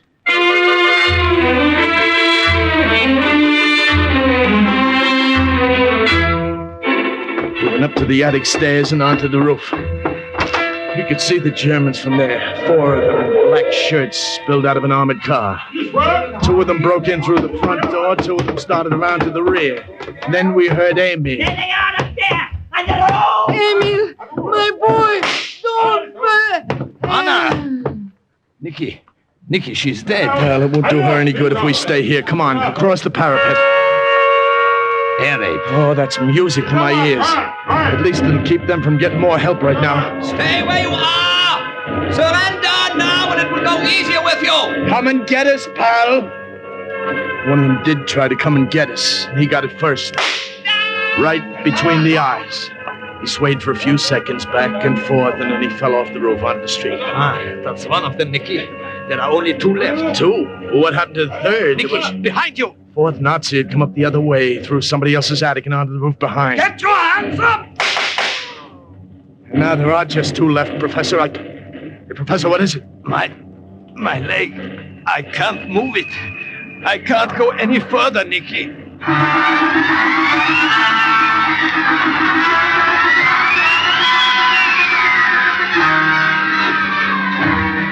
What happened afterwards was a nightmare. It was as if the earth cracked wide open. It was red hot, burning, and the noise of the planes and the yak-yak and the German guns and the bombing made my stomach turn. We crouched behind a parapet and I held them off while the professor directed the bombers. Attention! Attention, bombers! The Klingenberg power plant is still functioning and supplies electric power to vital industries. Bomb Sector 6, Grid G5. The Ostkreuz junction of the city railroad has been repaired. Knock it out and all traffic in Berlin will be stopped. Sector 2, Grid B3.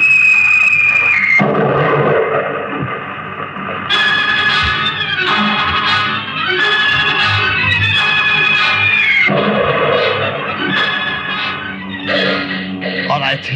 Go now, Nicky, while there is a chance. I can hold them off long enough for you to get away. I can't leave you here. No, they won't take me. Don't worry. Now look, I'll carry you. We'll make it. Come on. Listen to me, Nicky. Go across the next 2 rooftops and then down through the skylight. There is a tailor shop. Yeah, but Professor... Go out the back door there. It leads to an alley. Once over the fence, under cover of the raid, you can make it. Now look, I won't go without you. All right, I will change your mind. Attention! Attention, bombers! Hey, what are you doing? Attention, bombers! Imperative! Wait 2 minutes and bomb crossroads at Sector 7, Grid D3. Hey, Professor, what are you doing? You're crazy. That's here, this sector. Go on, run. Run, Nicky. I'll cover you.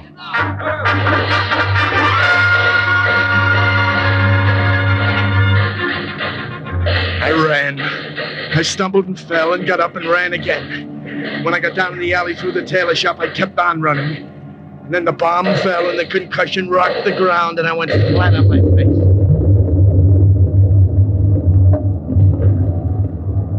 When I looked back, I knew that our bombers had made another direct hit. The professor had not only held off the Germans while I got away, but kept them there until it was too late for any of them. A little German bakery that specialized in Apfelstrudel folded up as if it had been made of matchsticks.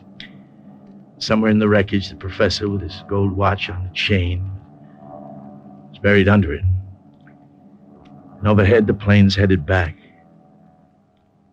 There was nothing left for me there. I headed back, too. Lieutenant Gus Olesnikus made his way to France and after months from there to England. But his direction of the bombing raid from the target itself kept some of Berlin's major industries crippled and its transportation system paralyzed.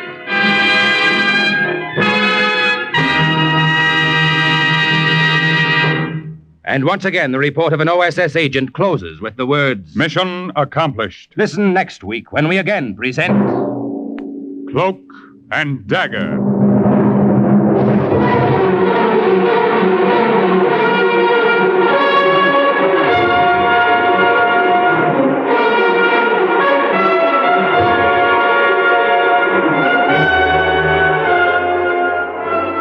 Heard in today's Cloak and Dagger adventure were Everett Sloan, Bill Zuckert, Lily Darvas, Barry Kroger, Michael Artist, Raymond Edward Johnson, Carl Weber, Jerry Jarrett, Bobby Weil, and Brad Barker. Script was written by Winifred Wolfe and Jack Gordon. Music was under the direction of John Gart. Today's true OSS adventure was based on the book Cloak and Dagger by Corey Ford and Alistair McBain. This has been a Louis G. Cowan production in association with Alfred Hollander and was under the direction and supervision of Sherman Marks. NBC offers 3 of radio's top mystery adventure shows, The Big Guy, Sam Spade, and The Saint. So if mysteries are your meat, listen in tonight. Next, hear High Adventure, then The Big Guy on NBC. We delay the start of this program to bring you a special bulletin. From the NBC newsroom in New York, here's the latest on Korea. Seoul has been raided by American and Australian warplanes. They shot down 2 enemy planes, one of which was marked with a Russian red star. A spokesman says that we have made 142 raids against enemy targets in both South and North Korea in the past 24 hours. American officials say there is a serious threat from Red ground forces south of Seoul. Keep tuned to your NBC station for the later news.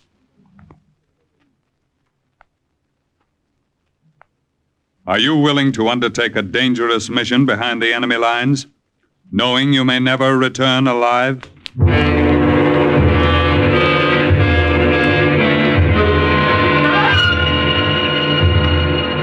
What you have just heard is the question asked during the war to agents of the OSS. Ordinary citizens who to this question answered, yes. This is Cloak and Dagger.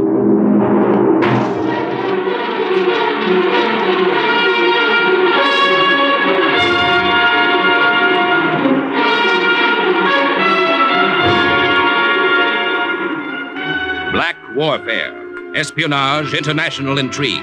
These are the weapons of the OSS. Today's adventure, The Eyes of Buddha, concerning an American OSS agent who went deep into enemy territory to enlist the help of a nation which had declared war on the United States, is suggested by actual incidents recorded in the Washington files of the Office of Strategic Services. A story that can now be told.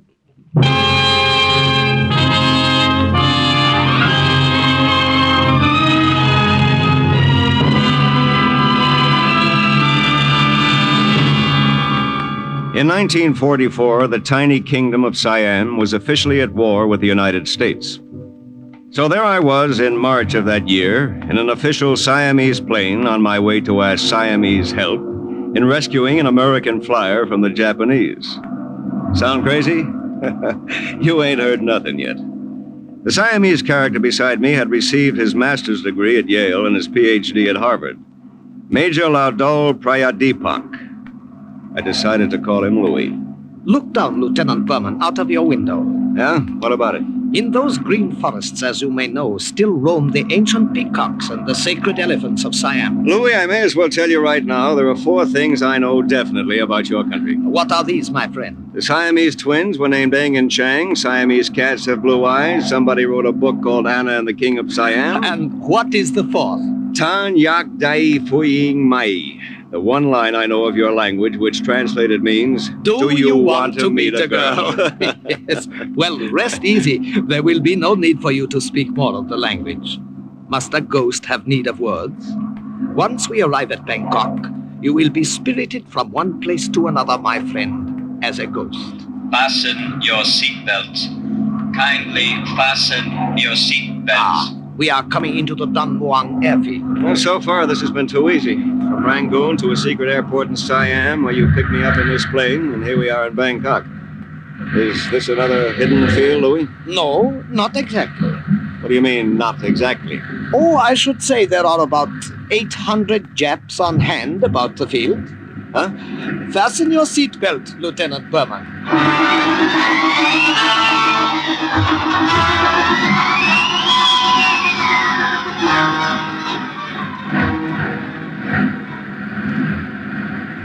The official Siamese plane with the sacred white elephant painted on the side slid right across the field and taxied past hundreds of Jap soldiers guarding the runway.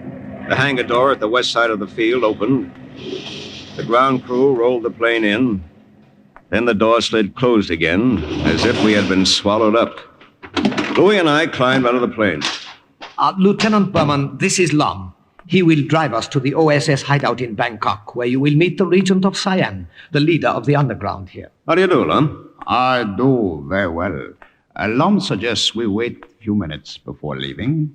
Oh, is anything wrong? I suggest you wait here. I will return, tell you when it is safe to leave. The 2 Japanese officials in car right outside. We waited. It was sweltering hot in there.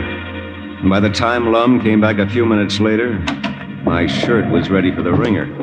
Officers gone now is safe. We will leave by side door. Come quickly, car is outside. You see, Lieutenant Berman, thus far your mission is proceeding successfully. Better not talk too soon, Louis. We haven't reached the hideout yet. Perhaps you are right. Proceed, Lum.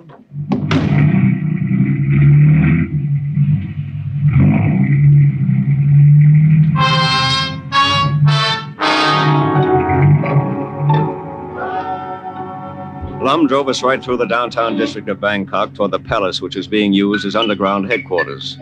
As we drove through the streets, I could see Jap pillboxes and the internment camp, and everywhere around us, walking the streets, guns in their holsters, were Japanese. Then we turned at a busy intersection, and it happened. Lum, what is it?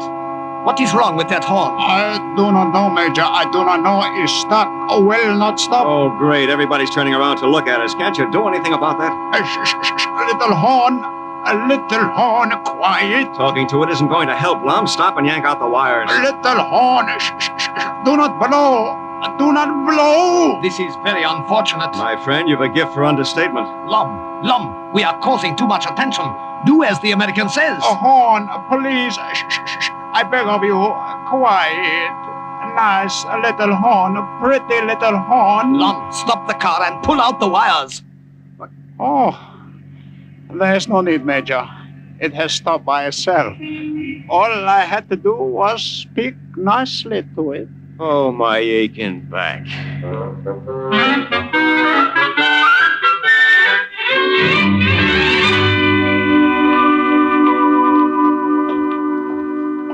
Hey, this is quite a place. Marble floors, winding staircase, just like the movies. Wait till I tell my wife about this. The palace, set back only a little way from the street, has been underground headquarters for 2 years. Huh?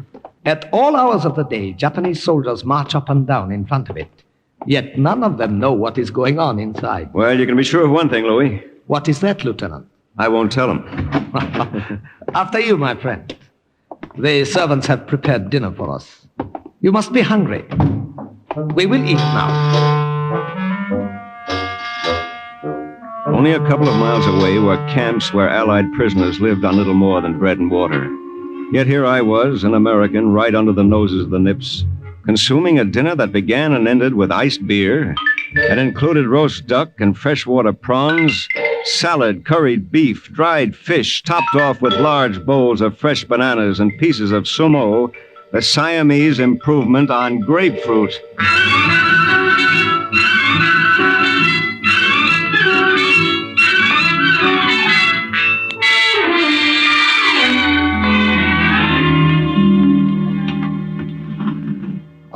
Have you had enough to eat, Lieutenant? Would you care for something else? Oh, no thanks, Louis. I've had more than enough.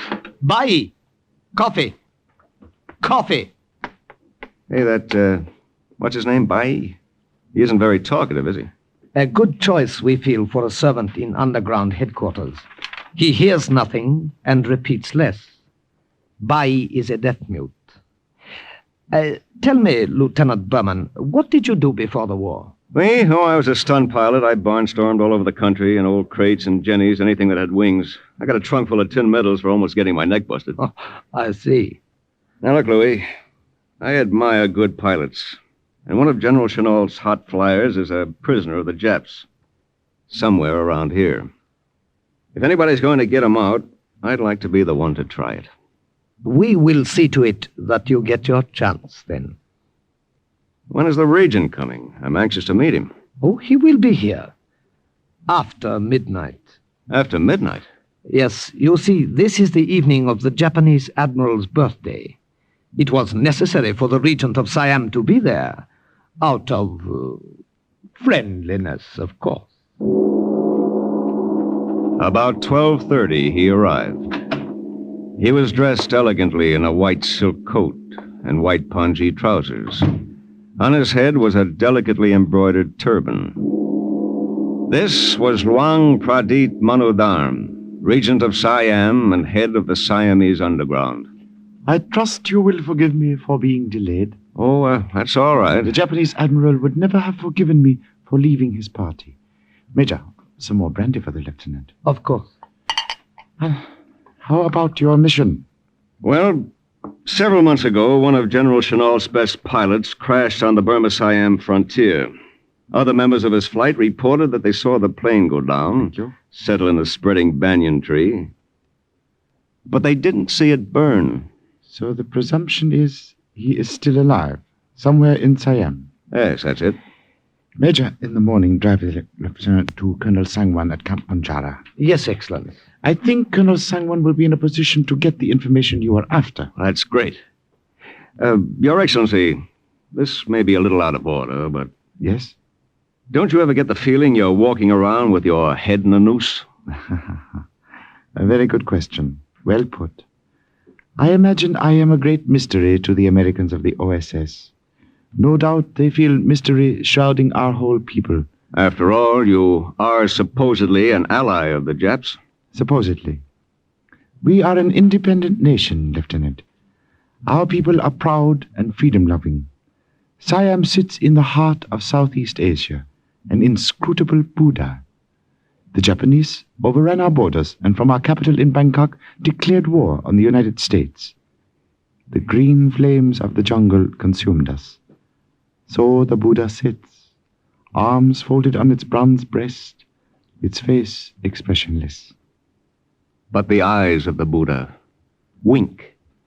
Is that it? The eyes wink, Lieutenant. Its ears are tuned to the enemy, and the jeweled lips whisper. There are 50,000 Japanese here in Siam, my friend. We will continue to wait and watch and listen until they are driven out. The next morning, Louis and I, with Lum driving, set out for Camp Punjara. Ever since my arrival in Bangkok, I had the feeling I was sitting on a powder keg that was liable to go off any minute. Driving through the streets in broad daylight didn't make me feel any better. But I figured the Siamese knew what they were doing. This time, nothing went wrong with the horn, but something else happened that gave me quite a turn. It sounds fantastic, and it was, but it really happened. A Jap MP directing traffic held up his hand, and the official car we were riding in stopped. I didn't like stopping. I felt better while we were on the move. Then, all of a sudden, I saw a Jap soldier looking curiously in the window, staring at my Occidental face. We looked at each other for a few seconds. Neither of us said a word. Then the car moved on. Louis, that Jap soldier, he saw me. I know. Even with his civilian hat and his shirt over my uniform, he couldn't have mistaken me for a Siamese. No doubt. But if he saw me, Louis... Put your mind at ease, my friend. I'm sure he doesn't believe what he thought he saw. And if later he convinces himself it was true and goes to his commanding officer, he will lose face for telling so ludicrous a tale. You mean they won't believe him? Oh, come now, Lieutenant Berman. What would an American be doing in Japanese-occupied Siam, driving along the streets in full daylight? Ridiculous, don't you think?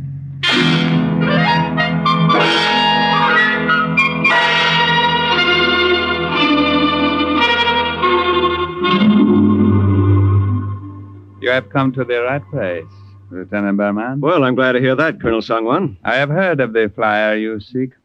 I know the prison camp in which he is now being held. Hey, that's great. When do we start?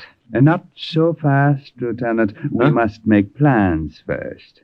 This is not a matter to be undertaken lightly. Come, we will have dinner first, and then we will discuss the problem. Dinner, Colonel Sangwan, I've been wined and dined ever since I got to Bangkok, but I haven't done a thing. Ah, my wife Tara. We will dine. Then we will talk further.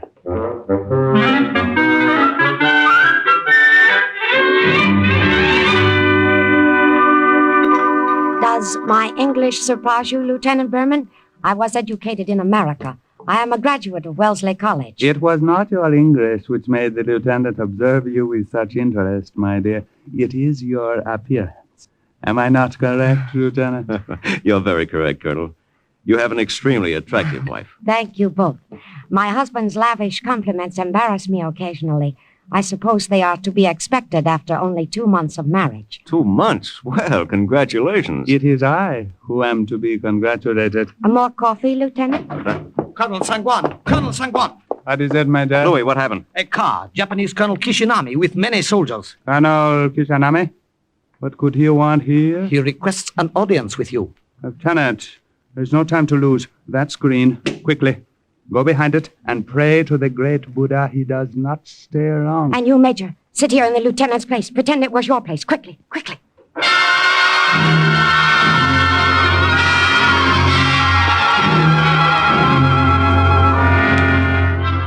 Nobody had to tell me to be quick.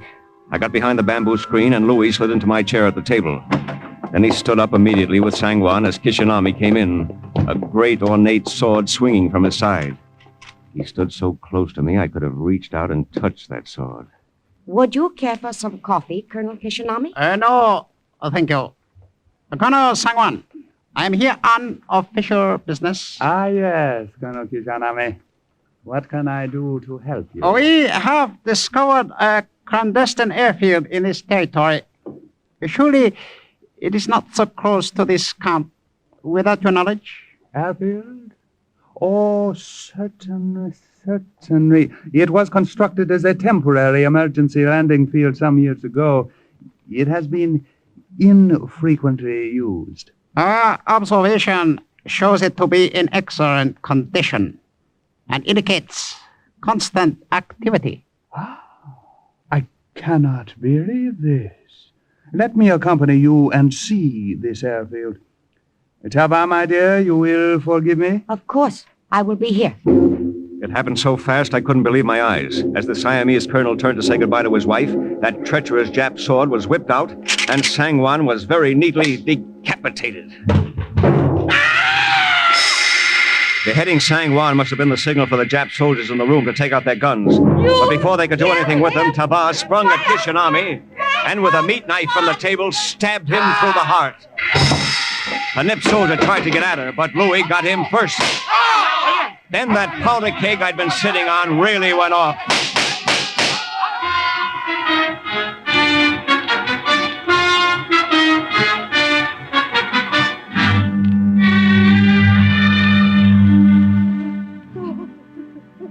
With their leader killed, they did not have much heart left for the fight. They are gone now. But, Louis, I don't understand it. Nor I. What brought on the assassination of the colonel? That phony errand he came on was just an excuse to get in. It is possible that the order has come for the total subjugation of our people by the Japanese. If true, it is open war from now on. Will there be another attack tonight, you think? If so, we are armed and ready. There is nothing to do but wait. What about Tava? Is there anything I can do for her? No. She is one of my kind. It is best to let me console her, Lieutenant. Thank you on her behalf for your kindness. Married 2 months. What a lousy shame. Go to your quarters. We will wait. Nothing further occurred that night, but none of us slept. In the morning, a big black official limousine drove up. It was the Regent of Siam. I have received an apology from the Japanese government for the incident last night. They are quite adept at apologizing. My husband has been killed, and you call it an incident, Excellency? Yeah, how about that? It is my belief that the order for the subjugation of Siam had been issued by the Japanese High Command and rescinded because they did not believe the time appropriate. But what about last night, Excellency? Evidently, through some oversight or the difficulties of communication, Colonel Kishinami had not been warned that the plan was off.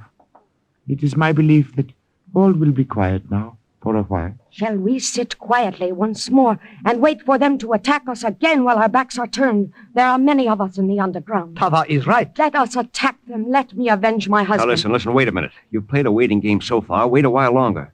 I know the fuse is burning close, but wait. That time is past, Lieutenant Any Brenner. open act on your part will really make the Japs crack down. Right now, Siam is the best listening post the Allies have in the East. Believe me, Washington knows what it's doing. You're a better help that way. The lieutenant is right. We will continue to be a docile puppet state and sell out the enemy to the Allies. But, Your Excellency... I say we will wait. I have myself promised President Roosevelt that we Siamese will continue to be loyal and silent. We will wait until we are told otherwise. Did you get the information you came after, Lieutenant?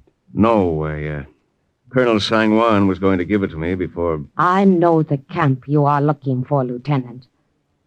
I will tell you what you want to know.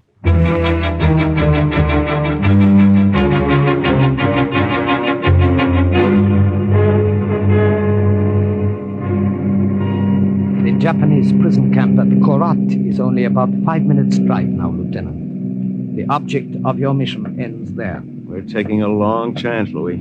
You are the one who is taking the long chance. You think it'll work, though, don't you?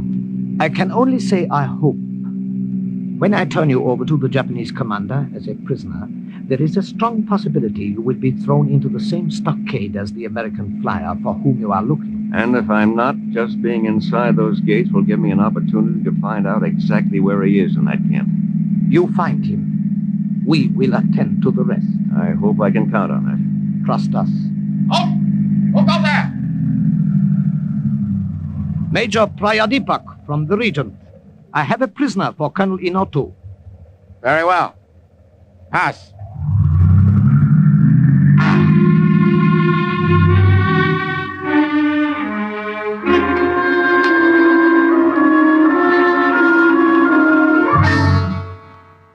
I am indeed indebted to you for bringing this prisoner to me, Major. I have brought him, Colonel Inoto, with the compliments of the Regent of Siam. Is it not to be expected, since we Siamese are the allies and the friends of the Japanese? Of course, of course. You will be cooperative and answer my questions. You understand? I don't know any answers. How did you get here? He just told you my plane crashed near the border. What was your mission? How many were with you? Were you headed for a secret airport in Siam? Which one? Where is it? Who is your contact? You're crazy. I haven't any contact. I tell you, I just crashed. This American is going to be stubborn, I fear, Major. Give him time. He will break down. They all do. Unfortunately, they do not. The American flyer we have had interned here for some months has resisted all our efforts to obtain the truth. Is it not possible he has told you all he knows? Oh, come, Major. You Siamese are too trusting. Perhaps, Colonel Inoto. Perhaps you are right. American, I will have you taken to the stockade, where I ask you, take good look at the other flyer. Look well at him. Know that our worst fate awaits you if you do not cooperate. Sergeant. Yes, Colonel Inoto. Throw this prisoner in the stockade on the west side of the camp. I will deal with him later.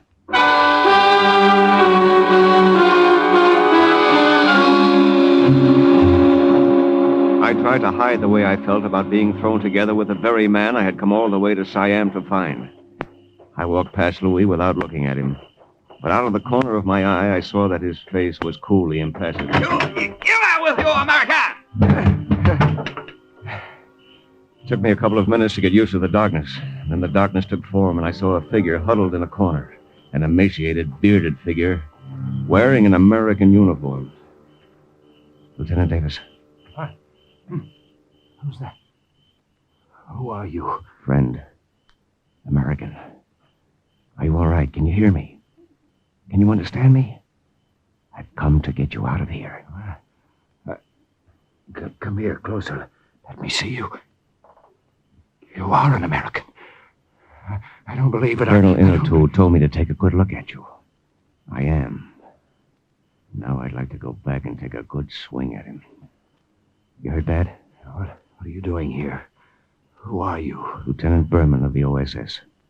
General Chenault asked me to find you. Find me? Get me out of here. Listen, don't talk. Don't talk, just listen to me.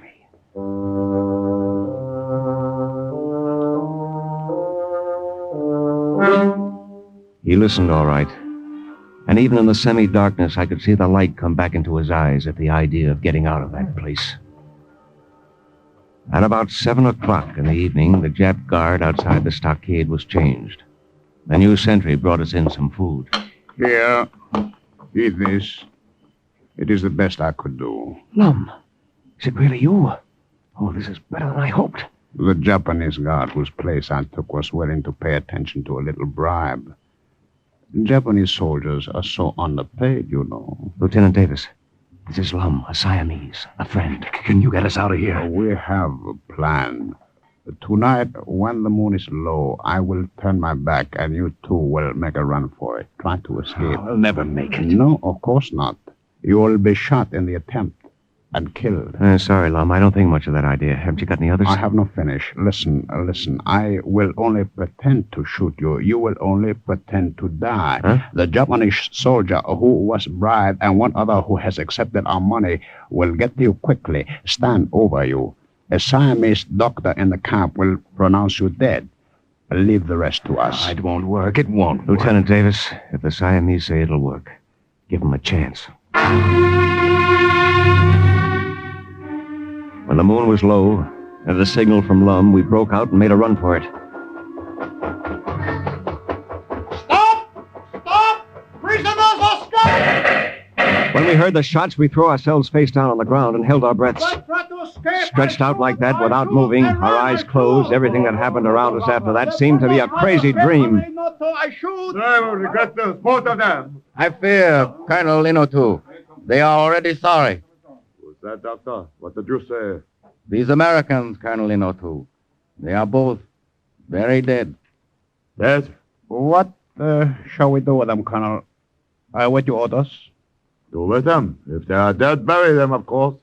Take them to the cemetery and bury them.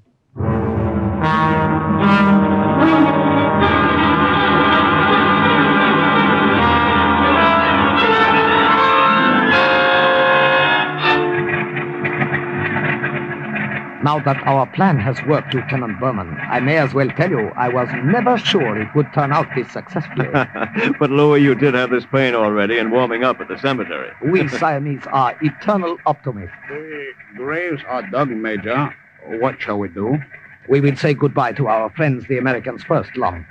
Then we will go back and throw the dirt over the empty graves in case Colonel Innotu comes to inspect them. A plane. To get on the plane again. Out of this place. A plane going home. I pray, Lieutenant Davis, that you will both return to our land one day in happier times. I assure you of a greater welcome and far greater hospitality. And now, goodbye, and a pleasant journey.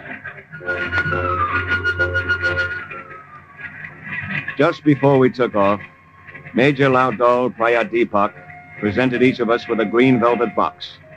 In them were cufflinks of pure gold and pounded ruby dust, with the initials AM for the boy king Ananda Mayidol, and a golden crown for the mark of the dynasty. A royal present from the king of Siam.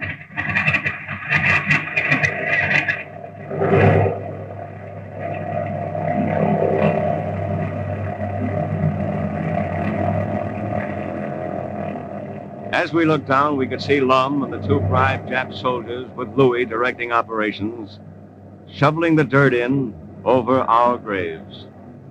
Thus, on April 18th, 1944, Lieutenant Davis, the missing pilot of the Flying Tigers, was rescued from the Japanese prison camp and rejoined his unit. And once again, the report of another OSS agent closed with the words, Mission accomplished. Listen again next week for another true adventure from the files of the OSS on Cloak and Dagger.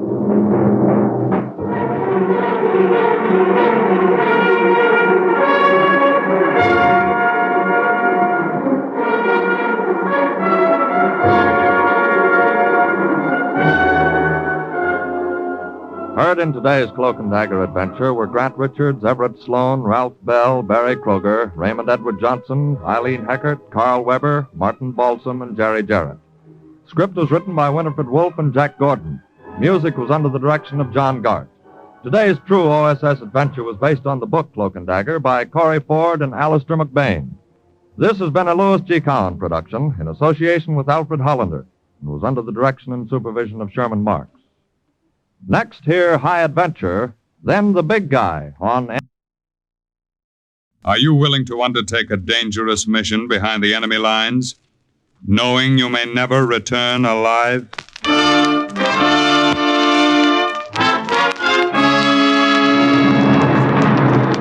What you have just heard is the question asked during the war to agents of the OSS.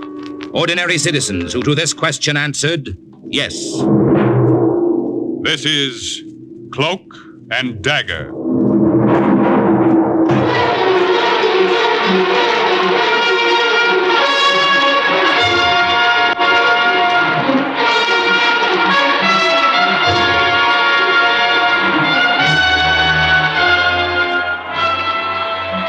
Black warfare, espionage, international intrigue. These are the weapons of the OSS. Today's story, The Trap, about an OSS agent who prevented an American advance onto German soil from turning into a massacre, is suggested by actual incidents recorded in the Washington files of the Office of Strategic Services. A story that can now be told.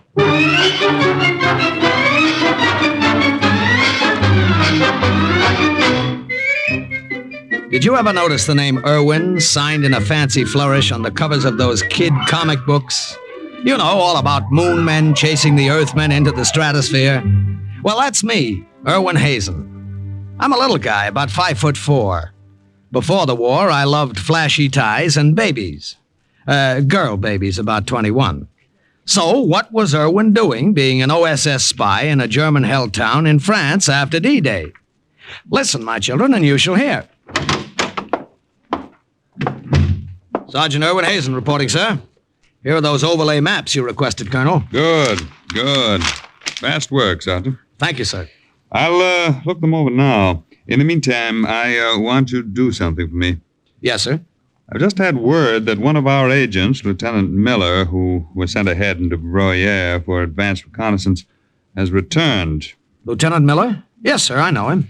He's in that tavern about a mile from headquarters, getting very drunk. Can't understand it.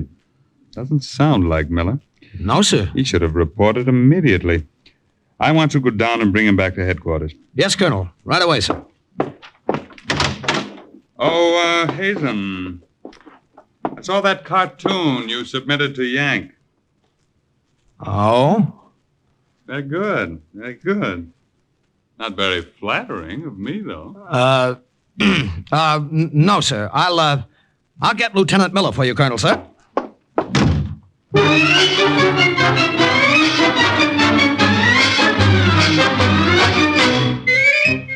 Not all of the 12,000 people working with the OSS parachuted blind into enemy territory. Some of them stayed in Washington, making up secret codes. Some of them, like me, sat behind a desk in France and drew maps. But I was through sitting behind a desk the minute I walked into that tavern. Lieutenant Miller was slumped over the bar, swaying back and forth, and he looked very drunk. Hey, Lieutenant, what's with you? Huh? Colonel wants you to report to headquarters right away. Irwin. Is that you, Irwin? Boy, you get your ear chewed off for this. What's the idea?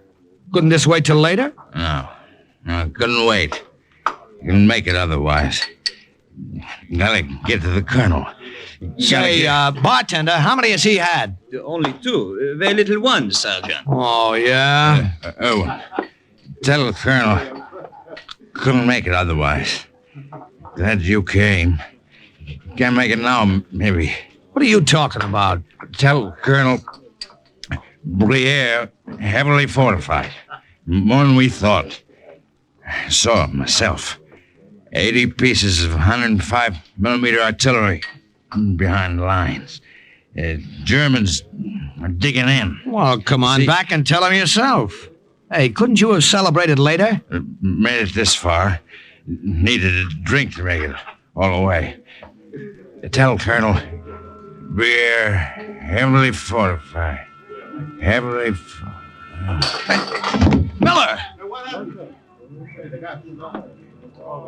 The lieutenant, he is pass out? The lieutenant? He is dead.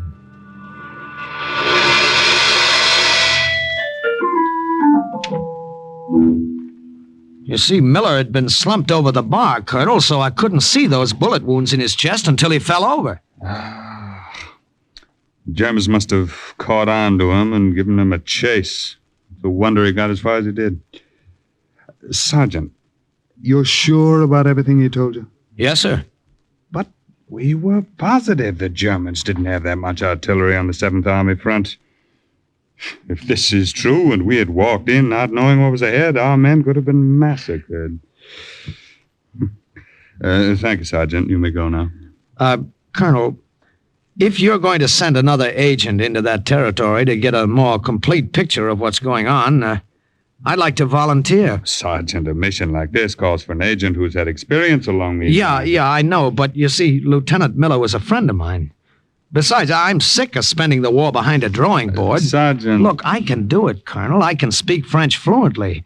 And I'll do more than just look around and come back. I'll come back with sketches and maps and diagrams, everything you want to know.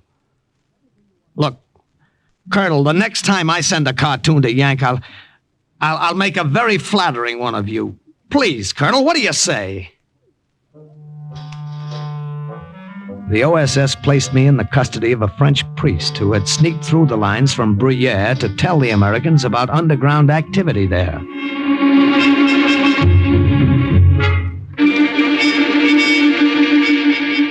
A few days later, the priest and I were on the road, 30 miles away from the American-held town, walking smack into enemy territory. The priest was in full clerical garb. Me? I was dressed like a French peasant. When the Germans stop us, my son, let me do the talking. Boy, I hope we get away with it. Do not worry. Out of necessity, I have become adept at making up very convincing lies. Yeah, but do you think the Germans will believe this phony story? What reason will they have to disbelieve it? Besides, I am well known and respected in town. The Germans have enough trouble now without stirring up the antagonism of the people by disciplining me for so small a reason. Well, all I can say is I hope it works. We'll have a chance to find out now. There's the town. And there is a welcoming committee. Halt! Who goes there? Remember, let me do the talking. I say halt! Who are you? Bonjour. I am Father Robert, priest of the church in this town. And this man? A friend. If you are from this town, what are you doing behind the border? Did you have permission? Let me see your papers, your passes. Most unfortunately, I did not wait to request a pass. Was sagen Sie, Sie haben nicht? Come with me to the commandant's office. With pleasure. Come, my friend. Might as well. There's no way back now, Father.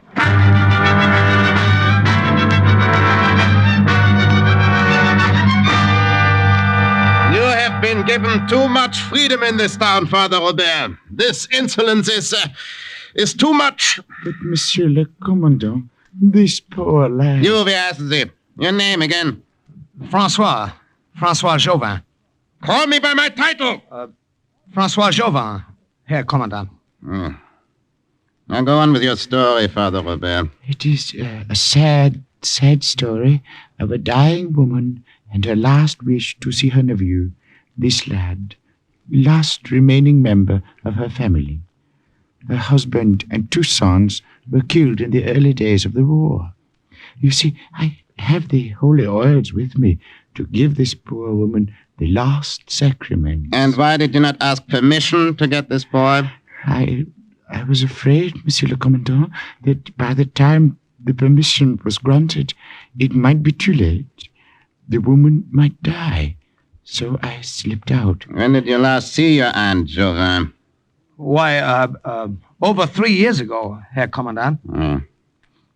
And this is most irregular. Surely the request of a dying woman. Well, I'll let you go this time, Father Robert. There's enough unrest in this town without starting a tempest in a teapot. One more question. Yes, monsieur. If you managed to slip through the lines going out, why is it you did not attempt to sneak back into town instead of walking boldly up to the borderline? Sneak back into town? Why, Monsieur le Commandant, that would be against regulations.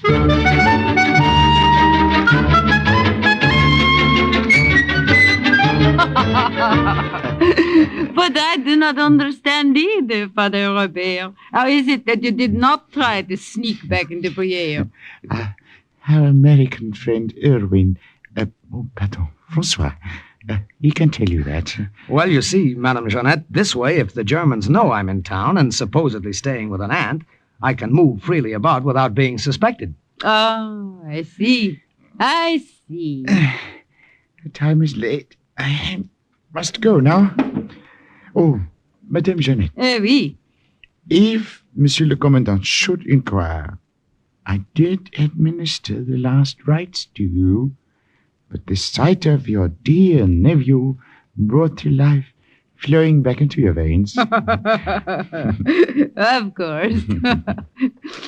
Will you not have something to eat before you go? No, have not much no, to offer. No, merci. I have much work to do.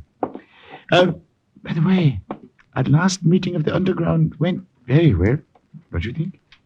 Oui, mon père. Very well indeed. Well, I can't thank you enough, Father, for everything you've done. Au revoir, mon ami. Perhaps we shall meet again. Who knows? If not, God be with you on your mission. Thank you, Father. And, my son, be very careful. Monsieur le Commandant is not very bright, but unfortunately, he is not a complete idiot. What? That was the last I saw of Father Robert. It happened like that all during the war. A member of the underground would come along, get us over a rough spot, and then disappear. But without all the help from all the little people along the way, none of the work of the OSS could have been done. They helped, they wished us luck, they left. After a few days of staying with Madame Jeanette, I almost felt that she was a relative. The old girl practically adopted me. Erwin? One thing. What Father Robert told the Commandant, it was not a lie. Well, what was that? I did lose my husband and 2 sons in the early days of the war. Oh, I'm sorry. Hello. But it has been good these last days, cooking for you, making up another bed, as if I had my family again. Are you being very careful? Well, I mind my own business, look around the town. From all I can tell, there are just a handful occupying it, just the way headquarters thought. Looks like a pushover. Perhaps it is. Perhaps the agent who was here before you was mistaken. Miller? The Nazis didn't pump air into him for nothing. He saw something. Madame Jeanette. Oui? Here, let me fill your plate again. Look, what's the best way to get through the forest to the river north of Briere? I'm going to take a look around there. Oui, perhaps the river. There may be something there. A guard is always posted. I thought it was just to keep the townspeople from leaving, but perhaps there's something else. Is there a way past the guard? I have lived here all my life. I know a way. I will show you. Even take you part way, myself. The woods began about 100 yards back of Madame Jeanette's little house. And early the next morning, we started through them. All right, follow me. I followed her through the thick brambles, through the narrow paths she used so well, through the brush and the high grass that moved gently in the wind. Madame Jeanette's skirt caught on the brambles, and she stopped, just long enough to rip off that part of her hem and leave it behind, swaying in the wind. Then she moved on, me right behind her. Maybe this would turn into a wild goose chase, but I had a hunch I'd find what I came for. Then we came to a slight clearing. I will go back now, Erwin. Return later the way we came. You remember? Yes, I remember. Ah, bon. Go now along the outskirts of this little wood. You will see a hill. From there, you will have a good view of the river. And anything that might be there. All right, I'll see you later. Careful. Careful now. A minute afterwards, she was swallowed up in the woods. A little while after that, I was on top of that hill, flat on my stomach under a clump of bushes, looking down through strong binoculars. My hunch was right. It was all there, and I began to sketch it quickly, but accurately. From somewhere, the Nazis had gotten reinforcements, and their high command had decided to make a stand, dig in and hold, there at the river. There were heavy artillery positions all set up, machine gun and anti-tank emplacements. There was barbed wire, lots of it. There were anti-tank obstacles and the 105mm artillery Miller had seen, all of it there. A nice big booby trap all set for our men to walk into when they tried to advance north across the river. I couldn't hear them, but I could see them, swarms of German soldiers working hard, working fast, digging in, getting ready. I took down everything I saw, and I had it complete except for the west bank of the river near the bridge. There were too many trees blocking my vision. I had to get closer. By the time I got to the bottom of the hill and crawled along through the brush to the west bank, I didn't just see the Germans, I could hear them as well. See that now orders are carried out. There must be no slip-up. Jawohl, Hauptmann. Oh, and Lieutenant. Jawohl. See that more guards are posted at the edge of the town. The commandant wants no one snooping around here. Very well. No one will get through. There were too many of them, all around. I knew it would be crazy to try to get any further without a plan. I had to have time to think about a way. I waited until they left. Then I slipped back the way I came, up the hill and through the woods to Madame Jeanette's. I went around the back, so I didn't see the commandant until I walked in. Ah, Francois, you are back. Yes, bonjour, Herr Commandant. I have been waiting for you. Well, is there something wrong? No, of course not, Francois. I am here to talk with him. Francois Jouvin. I believe Father Robert told me that is your name. That is correct. It was through the kindness and understanding of the German High Command here that you were allowed to see your sick aunt. You understand that, do you not? Oh, yes, I appreciate that. It was irregular, but we let you in. However, I am here to tell you that you had better have no illusions about leaving Bruyere now. Going back through the American lines to your village there. Well, no, I have no wish to leave. Why, you've anticipated me, Herr Commandant. I was going to request permission to stay here with my aunt from now on. I was in the square today looking for work. Yeah. Now, they're good, as long as you understand. Madame, if you will allow me to say so, you look very well indeed. Oh, no, she was very ill when I came. Father Robert gave her last rites. Ich wünsche mir dir zu sprechen. I'm not talking to you. My nephew is correct, but so are you, Herr Commandant. I was very ill, but I'm very well now. Yeah. Well, that was all I wanted. I will go now. But remember, you are not to leave Bruyere. What the Commandant didn't know was that I had no intention of leaving until I made the sketches of the west bank of the river. Late that night, Madame Jeanette helped me bury the plans and diagrams I had already drawn. You are right, my boy, to bury these here behind the house, rather than leave them inside. It is safe. Okay, that's deep enough. Now, I put this rock on top of them. There. That's done now. You will go back tomorrow? No, I've got to get a good look at the west bank of the river. It is wise you did not try to press further ahead today. It would have been too dangerous. I know another way through the forest. Oh, tell me. It is a roundabout way, but it will bring you closer to the west bank. Or close enough at least so that you will have a better view than before. But if there are so many troops, as you say, do not get too close. When you have finished, come back to the woods the same way. I will be waiting. I did exactly as she said, took the long way round, across little streams, watched for landmarks, dropped from high rocks and landed on rough little paths that were hidden by the brush. I did everything she said, except one thing. I got too close. Sergeant, we're laying those mines too far apart. What are you doing? With these defenses, we'll be ready for anything, Lieutenant. I decided I better get out of there. And as I started, a twig under me snapped. What was that? Did you hear something in the brush? Probably some small animal in the forest. Go see. Come on, Hauptmann.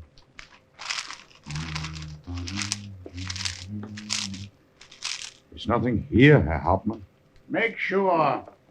Remember the fragment of a woman's dress we found in the woods this morning? I was crouched down behind a rock, and the German lieutenant came so close I could have reached out and touched his mud-caked boot. He stopped for a minute, and then he walked right past me. There was nothing there. We can't be too careful. Come with me. There's something I want to show you here. I had everything indicated on my sketches, minefields, tank positions. I knew everything about the west bank of the river I wanted to know. When the coast seemed clear, I started back. But I didn't get very far. Halt! Keep your hands up! In the air!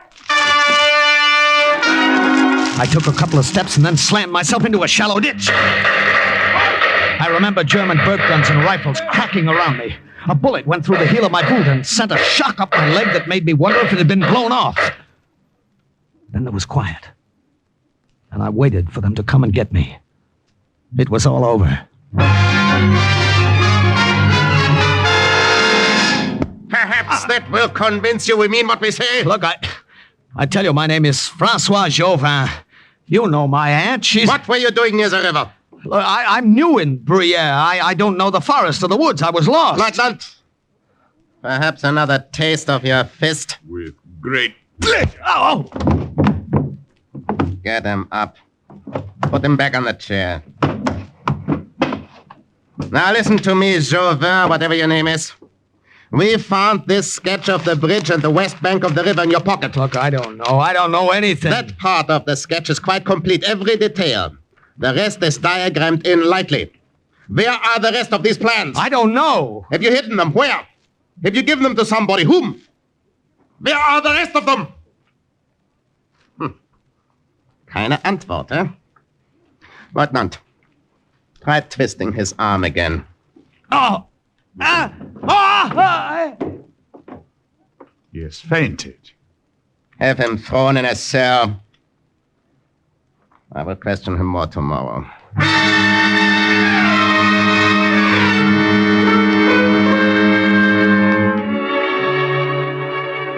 That was the German way of questioning. Beating you up, twisting your arm. I was sure they had a lot more ways of questioning, but I didn't intend to stay and find out what they were. I had to figure out a way to escape. And then I noticed it. The glass of the window in front of the bars had been shattered. I broke off a piece, and then I cut myself severely about the face. I guess it doesn't sound pretty, and it didn't look very pretty, but that was the effect I wanted. I heard the guard coming back. Quickly, I threw myself on the floor in front of the door so that when the heavy door was opened, it would crash into my head. The Commandant wants to see you. Oh! Was ist das? Help! I must get help.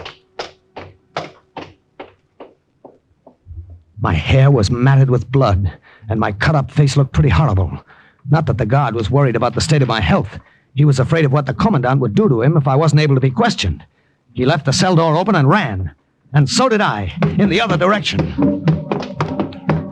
I ran up the stairs to the second floor of the small town jail the Germans had taken over.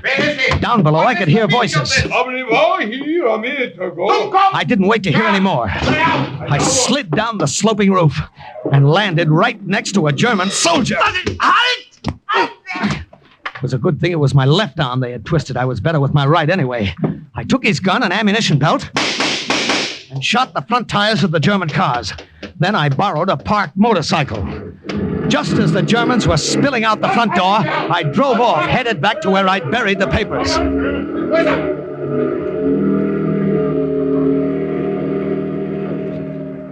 But the papers were gone.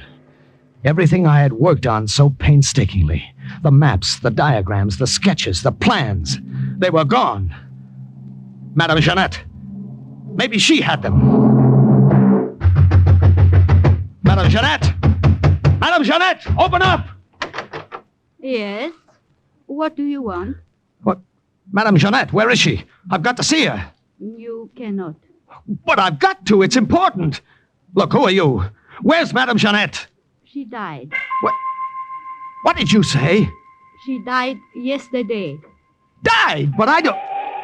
The Germans... If they're after you, go. I want no trouble. Go!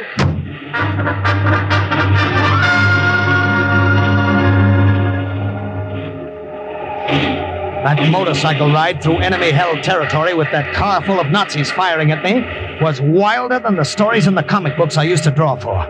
There was a phosphorus grenade on the ammunition belt I had taken from the soldier outside the prison. I pulled the pin with my teeth and tossed it back over my shoulder. Through the side mirror, I could see the German car slowing down. It stopped right over the grenade. And a minute later, there was a car full of very dead Nazis.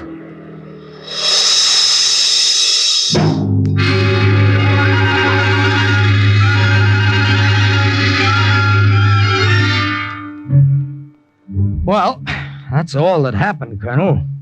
The sketches are gone, but I think I can remember most of them. The ones I drew last, the west bank of the river, I know completely. For the rest, I'll do the best I can. Did your sketches look anything like this, Sergeant? What? But those are the sketches. I don't understand. Where did you... Corporal. Yes, Colonel? Send in the woman. Woman? What woman? I don't get this. This way, ma'am. Hello, Erwin. Madame Jeanette, I heard you were dead. Your face. What happened to your Look, face? never mind that. Just tell me. Oh, when I learned you were arrested, I dug up the plans. And with underground help, I got them through the lines to deliver them for you. Yes, but that woman... She had her orders. She was doing as I told her.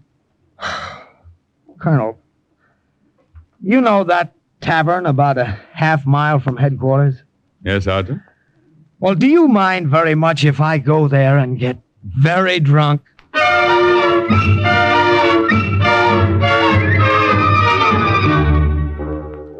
The maps, diagrams, and information which Sergeant Irwin Hazen provided allowed the American Army to prepare a counteroffensive. 3 days later, they were on German soil. And the report of another OSS agent closes with the words, Mission accomplished. Listen again next week to another adventure based on actual incidents from the files of the OSS on Cloak and Dagger.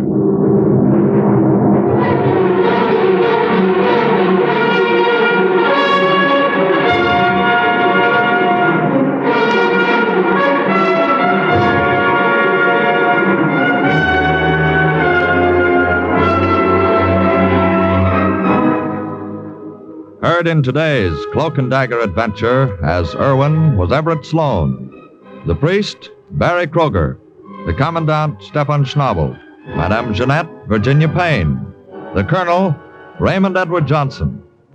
Others were Carl Weber, Jerry Jarrett, Ralph Bell, and Lotta Stavitsky.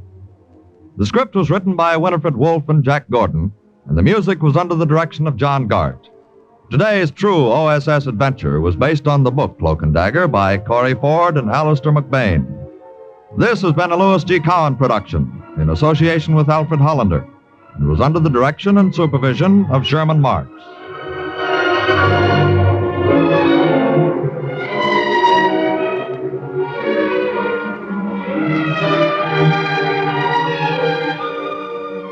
Programs. Get your programs here. Simon Templar plays hide and seek with a friendly killer who has been commissioned by underworld sources to handle the Saint. Hear another top-notch adventure with the Saint, and also listen for the Sam Spade Caper with Howard Duff, starring as America's favorite fast-moving, fast-talking private eye. Next, exciting high adventure. Then the big guy on NBC.